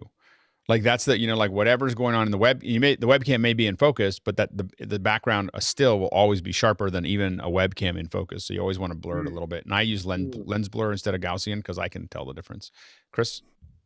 Yeah, Todd, a little light above and behind you. And the whole reason I have this helmet in my shot is just to add color. That orange or red pops off the black. I like the black background. So if you just wore like a red shirt or a light blue shirt or something, that shot would look great. And by the way, Chris, I would play with it if you have other helmets of bluish, greenish I do. kind of things as red. I'll rotate them out. Something cooler would be cool back there. All right, but good. Thanks for joining us. I think it's the first time. Is this the first time you've come and hung out with us? No, I've been here for about a week. I'm just lurking in the shadows. I have something to offer someday, but for right now, I'm choosing to appear wise. Well, we can't wait until you jump on. Please more often, come into the light. Yeah, absolutely. He's literally lurking in the shadows. Yeah, exactly. Literally. All right. Thanks, everybody. I bet you that would look. With my when I transition my fade to black like this, I bet you if it was all black, it would look really great. All right, next person. All right, the next up we have Stuart. It's Hello. looking. So this is my minimalist setup because I was out on location. So the vMix machine is still out in the Voyager. The camera is the usual Sony VG900 with a 35mm Pentax. So it's full frame sensor, full frame lens. At the moment it's set about f4. My light is 1200 by 30 millimeters. 30 centimeters by 1200. It's in front. I've got the one rim light back there and a black curtain behind me that I would normally have a Scion here as a prop to give depth. But yeah, I'm just using the Simplecom HDMI to USB input, and the microphone is the AM4136, again straight in. So there's no equalization, no preamps, no nothing. It's the raw, simple, lightweight setup. Great. And for folks giving feedback, like 10 seconds, like to keep it real to the protein. Bill, and then Chris. I think the rim light on that side is too harsh and too strong. So I'd either diffuse it or do something. It's just showing every detail. And then another one to kind of get the rest, to frame the rest of your body kind of disappears into the black there. There's normally another one over there, but I'm a cinematographer. I like the drama. Go ahead, Chris. Yeah, I'm very biased to Stuart's setup. I like the black, but Stuart, I completely missed the camera. You got to put the camera back in, or move it even back. I further. think the camera hidden, lit back there behind you, could look really cool. Good, Courtney. With a small light on it. Yeah. Put your headphone wires behind your back and over the back of your ears. They're not hanging. Yeah, get it. Yeah, I got to get some proper ones and whatever. These are just the ones that came with the BlackBerry phone. Yep. That's how old they are. But I'd hide them there. Otherwise, your color has gotten much better than it has been since the last one. I just white balance the camera to match the light, and the light is supposed to be 6,500 Kelvin, but the camera tells me it's 5,300, I think. Yeah, go ahead, Mickey. Yeah, the camera looks like it's shooting up, so I'd probably get it to eye level or a little higher. Yeah, a little higher would have the microphone on the camera smacking the bottom of the light. Peter, and then real quick. And by the way, only one. There's the back of the chair. So there's no very chair in the good, shot. very good. Go ahead, Peter. Very quickly. I know we're running late. Stuart, the only thing I'd comment on is I know you got your mic right in front of you, but the thing around your neck also looks like a mic, and so some people might think that that's a mic around your neck. But anyway. Okay. Otherwise, great. It's definitely moving forward there. So next person. All right. Next up, we have Eddie Martinez. Is Eddie the last one? Is he the? Okay, here we go. We have. Did I miss somebody? We still have Guy after. Oh, Guy's there. Yeah. Okay, great. Sandwiched between Stuart and Guy. I have the Logitech Brio going into the MacBook, and then of course the Pile microphone, and pretty simple setup from this point. I got a couple of Costco OT lights that are stacked with coming down on me, and then on the floor behind me I have a LED shop light bouncing off the wall. It's great. So a colored light behind you really softly, or a filter over top of that, of making it just a little cooler, would separate it. The wall is getting close to you, so when you're in a little square, it kind of it blends a little bit. So a little bit of some little color back there. I kind of like the books because it's kind of there, and I kind of want them to be in or out. I don't know if they're the right. Yeah. They're enough framing there. Oh no, I stick with the books. Yeah. In that area, and then the mic looks good. If I could get the headset to go over your ear rather than under it, so it doesn't stick out, I would try. The one that goes into your ear there, like just tag. Yeah, you have to kind of rearrange it there, but I would play with that. If there's any way, you're a pretty small space, so if there's any way to have the background be a little darker than you pop out a little bit more. But I think that otherwise, any other comments there? Go ahead, Chris. Yeah, Eddie, how far away from the wall are you? I'm about 18 inches, so not very much space. Can you adjust depth of field on your camera? Because I can see it's a Brio, I so can it's see the texture on the wall, but some sort of picture back there might look nice. Yeah, maybe a hint of a picture or something. I wouldn't try to frame it perfectly, but the hint of a picture on the other side to balance out the frame on the wall or something. Okay. And then we're gonna go pretty quickly here. Stuart, then Bill, then Leo. Just a compliment. The reflection on the eyes for the lights kind of is class leading. Go ahead, Bill, and then Leo, real quick. Just real quick, you can help train that wire so if you always bring it from the back of your ear and then into your ear rather than ever putting it directly in your ear, the wire will eventually get trained to come around and in as opposed to just directly in. Good, Leo. Good feedback. To me, it was either the bookcase is in or out, and I don't really like it. It's just it looks like you're about to hit your head on it. And it's either got maybe you can, I don't know if you can actually put another row of books beneath it, but extend it down so that it takes more or less. And welcome, Eddie. I think is this your first time jumping on? Brave. Let's see, probably the third time, but I've had to drop for work calls. I do a lot of EU calls, so this kind of bumps into it, but thank you. Yeah, absolutely. Good to have you. Hopefully you'll come back more often. All right. I think we got Guy, right? Guy is there. All right. Good morning. Bunch of ring lights. Swapped out the camera. It's a wreck. Train wreck. Yeah. Swapped out the camera last night. Do you know anywhere to buy anything decent? Yeah, I went shopping yesterday at my own store and loaded up for Bear. So got my little aperture MC light for my hair light, but it's not powerful enough. I might try to pull the scopes in a little bit more. I like the car. I moved the car a little further away so it's not behind the computer. There you go. And then I might pull the scopes in a little bit more, like close that distance a little bit. Just move it. No, like in the other direction. That way, yeah. Along that desk, just so you can see a little bit more of it because they're cool.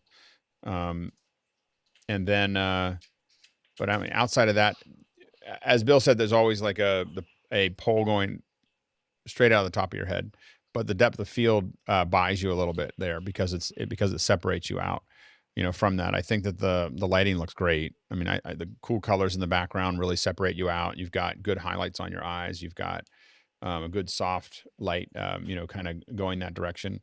Go ahead, Bill, and then Sky. This is a good reason why we can't have rules, because normally I would hate a pole growing out of his head, but it's part of a frame and I can justify the other part because it comes out of his shoulder. So I immediately understand what it is and it doesn't bother me as much. Yeah, I think the context of seeing it makes more sense. Go ahead, Sky. Exactly. And then Stuart. And because you don't wear glasses, I don't know where your lights are, but we can see into your eyes. You don't have a dark shadows. So that's a good thing. And it's going to put the yellows on, but there they are.